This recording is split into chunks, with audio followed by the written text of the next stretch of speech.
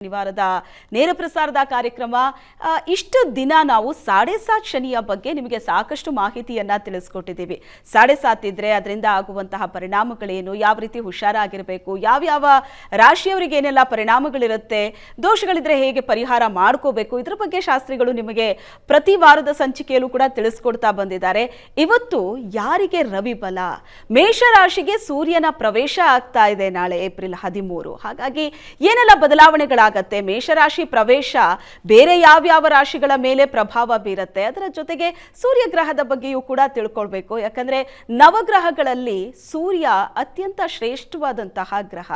ಸೂರ್ಯನ ಬಲ ಯಾರಿಗಿರುತ್ತೋ, ಯಾವ ಜಾತಕದವರಿಗೆ ಸೂರ್ಯನ ಬಲ ಇರುತ್ತೋ ಅವರು ರಾಜನಾಗೋದು ಪಕ್ಕ ಅಂತ. ಹಾಗಾದ್ರೆ ಮೇಷರಾಶಿಗೆ ಸೂರ್ಯ ಪ್ರವೇಶ ಮಾಡ್ತಾ ಇರೋದು ಏನೆಲ್ಲ ಬದಲಾವಣೆಗಳಾಗತ್ತೆ, ಏನೆಲ್ಲ ಪರಿಣಾಮಗಳಾಗತ್ತೆ, ಯಾವ್ಯಾವ ರಾಶಿಯವರ ಮೇಲೆ ಪರಿಣಾಮ ಆಗತ್ತೆ, ಒಳ್ಳೇದಾಗತ್ತಾ ಅಥವಾ ಎಚ್ಚರಿಕೆಯಿಂದ ಇರಬೇಕಾ, ಇವೆಲ್ಲದರ ಬಗ್ಗೆ ಇವತ್ತಿನ ವಿಶೇಷ ಕಾರ್ಯಕ್ರಮದಲ್ಲಿ ತಿಳಿಸ್ಕೊಡೋದಕ್ಕೆ ನಮ್ಮ ಜೊತೆ ಇದ್ದಾರೆ ಖ್ಯಾತ ಜ್ಯೋತಿಷಿಗಳಾದ ಶ್ರೀಕಂಠ ಶಾಸ್ತ್ರಿಗಳು. ಮೊದಲಿಗೆ ಅವರನ್ನ ಕಾರ್ಯಕ್ರಮಕ್ಕೆ ಸ್ವಾಗತಿಸೋಣ. ಶಾಸ್ತ್ರಿಗಳೇ ನಮಸ್ತೆ, ಕಾರ್ಯಕ್ರಮಕ್ಕೆ ಸ್ವಾಗತ. ಶಾಸ್ತ್ರಿಗಳೇ, 7.5 ಬಗ್ಗೆ ಬಹಳಷ್ಟು ವಿಚಾರವನ್ನ ನಮ್ಮ ವೀಕ್ಷಕರಿಗೆ ತಿಳಿಸ್ಕೊಟ್ಟಿದ್ದೀರಿ, ಕರೆ ಮಾಡು ಕೂಡ ಪ್ರಶ್ನೆ ಮಾಡಿದ್ದಾರೆ. ಇವತ್ತು ನಾವು ರವಿ ಬಲದ ಬಗ್ಗೆ ಮಾತಾಡ್ತಾ ಇದ್ದೀವಿ. ಅದು ಮೇಷರಾಶಿಗೆ ಪ್ರವೇಶ ಆಗ್ತಾ ಇರೋದ್ರಿಂದ ಯಾವ ರೀತಿ ಪರಿಣಾಮಗಳಿರುತ್ತೆ? ಒಂದು ಗ್ರಹ ಒಂದು ರಾಶಿಗೆ ಪ್ರವೇಶ ಅಂದರೆ ಬೇರೆ ಯಾವುದರ ಮೇಲೆಲ್ಲ ಪರಿಣಾಮ ಬೀರುತ್ತೆ? ಶ್ರೀ ಗುರುಭ್ಯೋ ನಮಃ. ಹರಿ ಓಂ. ಮೂರ್ತಿತ್ವೇ ಪರಿಕಲ್ಪಿತ ಶಶಿಭೃತೋ ವೃತ್ಮ ಪುನರ್ಜನ್ಮನ ಮಾತ್ಮೇತ್ಯಾತ್ಮವಿದಾಂ ಕೃತುಶ್ಚ ಯಜತಾಂ ಭರತ ಅಮರ ಜ್ಯೋತಿಷಾಂ ಲೋಕಾನಾಂ ಪ್ರಳಯೋದ್ಭವ ಸ್ಥಿತಿ ವಿಭಶ್ಚಾನೇಕಧ ಯಶ್ರಿತೌ ವಾಚನ್ನ ಸದದಾತ್ವನೇಕ ಕಿರಣ ತ್ರೈಲೋಕ್ಯ ದೀಪೋ ರವಿ. ಸಮಸ್ತ ವೀಕ್ಷಕರಿಗೆ ಮತ್ತೊಮ್ಮೆ ಶುಭೋದಯ, ಶುಭ ಬೆಳಗು. ಈ ಒಂದು ಕಾರ್ಯಕ್ರಮ ಇಷ್ಟು ದಿವಸ ನಾವು ಶನೈಶ್ಚರನ ಬಗ್ಗೆ ನೋಡಿ ಪಾಪ ನಿಮಗೂ ಒಂದು ರೀತಿಯಲ್ಲಿ ಆ ಶನೈಶ್ಚರನ ಸಂಪೂರ್ಣ ತಿಳುವಳಿಕೆ ಬಂದುಬಿಟ್ಟಿದೆ ಮನಸ್ಸಿಗೆ. ಎಲ್ಲಿದ್ದಾನೆ, ಯಾವ ರಾಶಿಯವರು ಯಾವ್ಯಾವ ಥರ ತೊಡಕು ಇತ್ಯಾದಿ ಅಂತ ಶನೈಶ್ಚರಂದೇ ಗಮನಿಸ್ಕೊಂಡು ಬಂದ್ವಿ. ಶನಿಯ ಅಪ್ಪ ಒಬ್ಬ ಇದ್ದಾನಲ್ಲ, ಸೂರ್ಯ ಪರಮಾತ್ಮ, ಅವನ ಬಗ್ಗೆ ಸ್ವಲ್ಪ ನಾವು ತಿಳಿಬೇಕು. ಯಾಕೆಂದರೆ ಸೂರ್ಯ ಆತ್ಮ ಜಗತಸ್ತಷ್ಟುಶ್ಚ ಅಂತ ಹೇಳುತ್ತೆ ಶಾಸ್ತ್ರದಲ್ಲಿ, ವೇದದಲ್ಲಿ ಒಂದು ಮಾತಿದೆ. ಅವನು ಜಗತ್ತಿಗೆ ಆ ಕಾಲ ಸ್ವರೂಪಿಯಾದಿದ್ದಾನೆ ಪರಮಾತ್ಮ, ಅವನಿಗೆ ಆತ್ಮಸ್ವರೂಪದಲ್ಲಿದ್ದಾನೆ ಸೂರ್ಯ ಅಂತ. ಹೀಗಾಗಿ ಜಗತ್ತಿನ ಕಣ್ಣು, ಜಗಚ್ಚಕ್ಷು ಅಂತ ಕರೀತಾರೆ ಸೂರ್ಯನನ್ನು. ಹೀಗಾಗಿ ಇಂತಹ ಸೂರ್ಯನಿಂದಲೇ ನಮ್ಮ ಇಡೀ ಜೀವ ಸಂಕುಲಕ್ಕೆ ಎಲ್ಲ ಬಗೆಯ ಒಂದು ಸಂಪತ್ತು, ಸೂರ್ಯನೇ ನಿಜವಾದ ಸಂಪತ್ತು. ನೀವು ಸೈನ್ಸ್ ಓದ್ತಾ ಇದ್ದರೆ ಆ ಸೂರ್ಯನ ಶಕ್ತಿ ಎಂಥದ್ದು, ಎಂಥ ಒಂದು ಅಖಂಡವಾದ ತೇಜಸ್ಸು ಅದರಲ್ಲಿ ಅಡಕವಾಗಿದೆ ಅನ್ನೋದೆಲ್ಲ ಚೆನ್ನಾಗಿ ಗೊತ್ತಿರುತ್ತೆ. ಸೂರ್ಯನಿಂದಲೇ ಪ್ರಪಂಚ ಇಷ್ಟು ಚೆನ್ನಾಗಿ ಕಣ್ಣಿಗೆ ಕಾಣ್ತಾ ಇದೆ ಅಂತಂದರೆ ಅದು ಕಾರಣ ಸೂರ್ಯದೇವ ಅಲ್ವಾ. ಹೀಗಾಗಿ ನಮ್ಮ ವೇದಗಳಲ್ಲೂ ಸೂರ್ಯನಿಗೆ ಅತ್ಯಂತ ಮಹತ್ವದ ಸ್ಥಾನವನ್ನು ಕೊಟ್ಟಿದೆ. ಆತನನ್ನು ಸಾಕ್ಷಾತ್ ಪರಮೇಶ್ವರ ಸ್ವರೂಪಿ ಅಂತಲೇ ಕರೀತಾರೆ.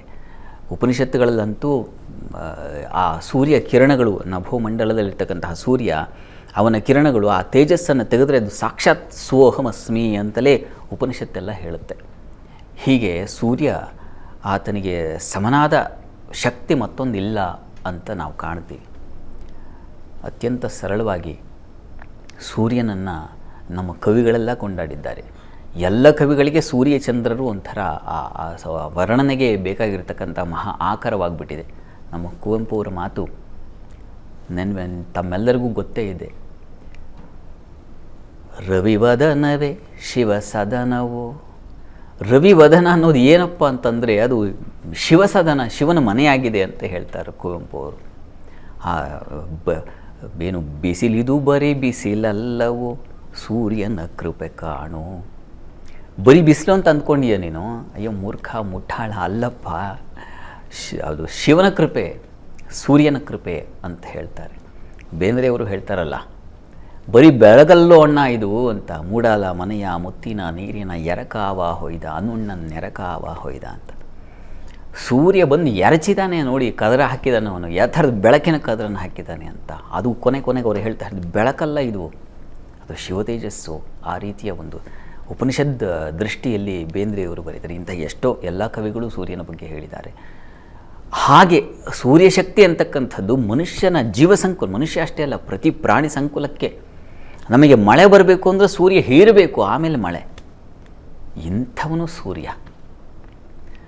ನಮಗೆ ಕಾಲವಿಲ್ಲ, ಇನ್ನೂ ಉಪನಿಷತ್ತು ವಾಕ್ಯಗಳನ್ನೆಲ್ಲ ಹೇಳಿಬಿಡ್ಬಹುದು, ಆದರೆ ನಮ್ಮ ಸಮಯ ಬೇರೆಯೂ ಹೇಳಬೇಕಲ್ಲ. ಹೀಗಾಗಿ ಇಂತಹ ಸೂರ್ಯ ಪರಮಾತ್ಮ ಅವನಿಗೀಗ ಶಕ್ತಿ. ವರಾಹಮಿಹಿರು ಒಂದು ಮಾತು ಹೇಳ್ತಾರೆ, ಸೂರ್ಯನಿಗೆ ಯಾವಾಗಪ್ಪ ಬಲ ಅಂತಂದರೆ ಉತ್ತರ ಉದಗಯನೇಶಿ ರವಿಶೀತಮಯೂಖವು ಅಂತ ಒಂದು ಮಾತಿದೆ. ಉತ್ತರಾಯಣದಲ್ಲಿ ಸೂರ್ಯ ಅತ್ಯಂತ ಬಲಶಾಲಿಯಾಗಿರ್ತಾನೆ. ಸೂರ್ಯ ಅಷ್ಟೇ ಅಲ್ಲ, ಚಂದ್ರ ಕೂಡ. ಹೀಗಾಗಿ ಸೂರ್ಯಚಂದ್ರರಿಗೆ ಉತ್ತರಾಯಣ ಅಂತಕ್ಕಂಥದ್ದು ಅತ್ಯಂತ ಶ್ರೇಷ್ಠವಾದದ್ದು. ಆ ಕಾಲದಲ್ಲಿ ಸೂರ್ಯನಿಗೆ ವಿಶೇಷವಾದ ಶಕ್ತಿ ಇರುತ್ತೆ ಅಂತ ಹೇಳ್ತಾನೆ. ಅದರಲ್ಲೂ ಈ ಸಂದರ್ಭದಲ್ಲಿ ಅವನು ಮೇಷರಾಶಿ ಸೂರ್ಯನ ಉಚ್ಚಸ್ಥಾನ ಅಂತ ಶಾಸ್ತ್ರಗಳು ನಿರ್ಣಯಿಸಿವೆ. ಸ್ವಚ್ಛೇ ಪೂರ್ಣಂ ಸ್ವತ್ರಿಕೋಣೇ ತ್ರಿಪಾದಂ ಅಂತ ಶಾಸ್ತ್ರದಲ್ಲಿ ಮಾತುಗಳಿದ್ದಾವೆ. ಉಚ್ಚಸ್ಥಾನದಲ್ಲಿ ಒಂದು ಗ್ರಹ ಇದೆ ಅಂತಂದರೆ ಅದು ಪೂರ್ಣವಾದ ಫಲಗಳನ್ನು ಕೊಡುತ್ತೆ ಅಂತ. ಅದು ಬಲ ಅಂತ. ಒಂದು ಗ್ರಹ, ಆ ಗ್ರಹಕ್ಕೆ ಬಲ ಎಲ್ಲಿದೆಯಪ್ಪ ಅಂತಂದರೆ ಸ್ವತುಂಗ ಭಾಗೆ. ವರಾಹಮಿಹಿರ ಮಾತಿದು ಏನು? ಸಮ್ಯಕ್ ಬಲಿನಃ ಸ್ವತುಂಗ ಭಾಗೆ ಸಂಪೂರ್ಣ ಬಲವರ್ಜಿತಸ್ಯ ರಿಕ್ತ. ಬಲವರ್ಜಿತ ಅಂದರೆ ಫಲ ಕೊಡೋದಿಲ್ಲ ಅಂತ. ಬಲವರ್ಜಿತರಾಗೋದು ಯಾವಾಗ ಅಂದರೆ ನೀಚ ಅರಿಶ್ರೇಷ್ಠ ವೇ ಸಂಶ್ರಿತಾಹಿ ಅಂತಿದೆಯಲ್ಲ, ಆ ಸಂದರ್ಭದಲ್ಲಿ. ಅಂತೂ ಈಗ ಸೂರ್ಯ ಇರತಕ್ಕಂಥದ್ದಲ್ಲಿ ಮೇಷರಾಶಿಯಲ್ಲಿ ಉಚ್ಚಸ್ಥಾನದಲ್ಲಿದ್ದಾಗ ಸೂರ್ಯ ವಿಶೇಷವಾದ ಫಲಗಳನ್ನು ಬಲವನ್ನು ತಂದುಕೊಡ್ತಾನೆ. ಸೂರ್ಯನಿಗೆ ಮತ್ತೊಂದು ಮುಖ ಇದೆ. ಸೂರ್ಯ ನಮ್ಮ ಆರೋಗ್ಯವನ್ನು ಪ್ರತಿನಿಧಿಸ್ತಕ್ಕಂಥವನು. ಆರೋಗ್ಯಂ ಭಾಸ್ಕರ ಆದಿಚ್ಛೇತ್ ಅಂತ. ಹೀಗಾಗಿ ನಮ್ಮ ಆರೋಗ್ಯ ಸದೃಢವಾಗಬೇಕು, ನಾವು ಚೇತರಿಸ್ಕೊಳ್ಬೇಕು. ಯಾವುದೋ ಒಂದು ಕಾಯಿಲೆ ಇತ್ಯಾದಿ ಇದ್ದರೆ ಸೂರ್ಯನ ಕೃಪೆ ಇಲ್ಲ ನಿಮಗೆ ಅಂತಂದರೆ ಆರೋಗ್ಯವೇ ಇರೋದಿಲ್ಲ ಅವರಿಗೆ. ಕಣ್ಣು, ಸೂರ್ಯ ಅತ್ಯಂತ ಪ್ರಧಾನವಾಗಿ ಕಣ್ಣಿನ ಸಮಸ್ಯೆಗಳೇನಾದರೂ ನೀವು ಕಾಡ್ತಾ ಇದ್ದರೆ, ಬಳಲ್ತಾ ಇದ್ದರೆ ನೋಡಿ, ಕಣ್ಣಿಗೆ ಅಧಿಪತಿ ನೀವು. ಒಂದು ಸಲ ಐಸ್ ಹಾಸ್ಪಿಟ್ಲ್ಗಳಿಗೆ ಹೋಗಿ ಬನ್ನಿ, ಅಲ್ಲೆಲ್ಲ ನಿಮಗೆ ಇದೇ ಥೆರಪಿ ಹೇಳೋದು. ಸೂರ್ಯನ ನೋಡಿ, ಸೂರ್ಯನ ಪ್ರಾರ್ಥನೆ ಮಾಡಿ, ಆದಿತ್ಯ ಹೃದಯ ಹೇಳ್ಕೊಳ್ಳಿ. ನೀವು ಕೇಳಿ ಒಳ್ಳೆಯ ವೈದ್ಯರ ಹತ್ರ ಹೋಗಬೇಕು. ಆ ವೈದ್ಯರು ಇದನ್ನೇ ಸಜೆಸ್ಟ್ ಮಾಡ್ತಾರೆ. ಕಣ್ಣಿಗೆ ಯಾರಪ್ಪ ಅಧಿಪತಿ ಅಂದರೆ ಸೂರ್ಯನಾಗಿದ್ದಾನೆ. ಹೀಗಾಗಿ ಸೂರ್ಯ ನಮ್ಮ ಆರೋಗ್ಯವನ್ನು, ನಮ್ಮ ಆತ್ಮಶಕ್ತಿಯನ್ನು, ನಮ್ಮ ಅಧಿಕಾರ ಬಲವನ್ನು, ಅಷ್ಟಲ್ಲ ಸೂರ್ಯ ಇನ್ನೂ ಕೆಲವಿದೆ. ಸೂರ್ಯಾದಾತ್ಮ ಪಿತೃಪ್ರಭಾವ ನಿರುಜಾಂ ಶಕ್ತಿಂ ಶ್ರಿಯಂ ಚಿಂತಯೇತ್ ಅಂತ ಫಲದೀಪಿಕೆ ಮಾತಿದು. ಆತ್ಮಶಕ್ತಿಗೆ ಅವನು ನಾನು ಹೇಳಿದೆ. ಪಿತೃ ಅಂದರೆ ತಂದೆ ಮತ್ತು ಮಕ್ಕಳ ಬಾಂಧವ್ಯ ಇದೆಯಲ್ಲ ನೋಡಿ. ಶನಿ ಮತ್ತು ರವಿ ಇಬ್ಬರು ತಂದೆ ಮಕ್ಕಳು, ಅವರಿಬ್ಬರು ಮಹಾ ಕಿತ್ತಾಟ. ನೋಡಿ, ಕಿತ್ತಾಟ ಅಂದರೆ ಅದು ಸಾತ್ವಿಕವಾದದ್ದು. ಆದರೆ ನಮ್ಮಲ್ಲಿ ಸೂರ್ಯ ಚೆನ್ನಾಗಿದ್ದಾನೆ ನಿಮ್ಮ ಜಾತಕದಲ್ಲಿ ಅಂತಂದರೆ ಸಾಮಾನ್ಯವಾಗಿ ತಂದೆ ಮಕ್ಕಳಲ್ಲಿ ಒಂದು ಸ್ನೇಹ ಭಾವ ಇರುತ್ತೆ. ಸಾಮಾನ್ಯವಾಗಿ ಹೆಚ್ಚಿನ ಮನೆಗಳನ್ನು ನೋಡಿದಾಗ ತಂದೆ ಮಕ್ಕಳಿಗೆ ಆಗ್ತಾ ಇರಲ್ಲ, ಏನೋ ಒಂದು ಕಿತ್ತಾಟ, ಅವ್ರ ದಾರಿನೇ ಬೇರೆ. ಅವರು ಒಂದು ಸಣ್ಣ ಒಂದು ತಿಳುವಳಿಕೆ ಹೇಳಿದ್ರು ಕೂಡ ಮಕ್ಕಳಿಗೆ ಮಹಾಕೋಪ ಬಂದುಬಿಡುತ್ತೆ. ಅಥವಾ ಮಕ್ಕಳು ಮಾಡುವಂಥ ಒಂದು ಸಣ್ಣ ವರ್ತನೆ ತಂದೆಗೆ ಅಂಥ ಕೆಟ್ಟ ಕೋಪ ತರಿಸ್ಬಿಡುತ್ತೆ. ಶತ್ರುಗಳು ಹಾಗೆ ವರ್ತಿಸ್ತಾ ಇರ್ತಾರೆ. ಪಾಪ ಇವರಿಬ್ಬರ ಮಧ್ಯೆ ತಾಯಿಗೆ ನಲುಗಾಟ ಅಂದರೆ ನಲುಗಾಟ. ಯಾರ ಮಾತು ಕೇಳೋದು?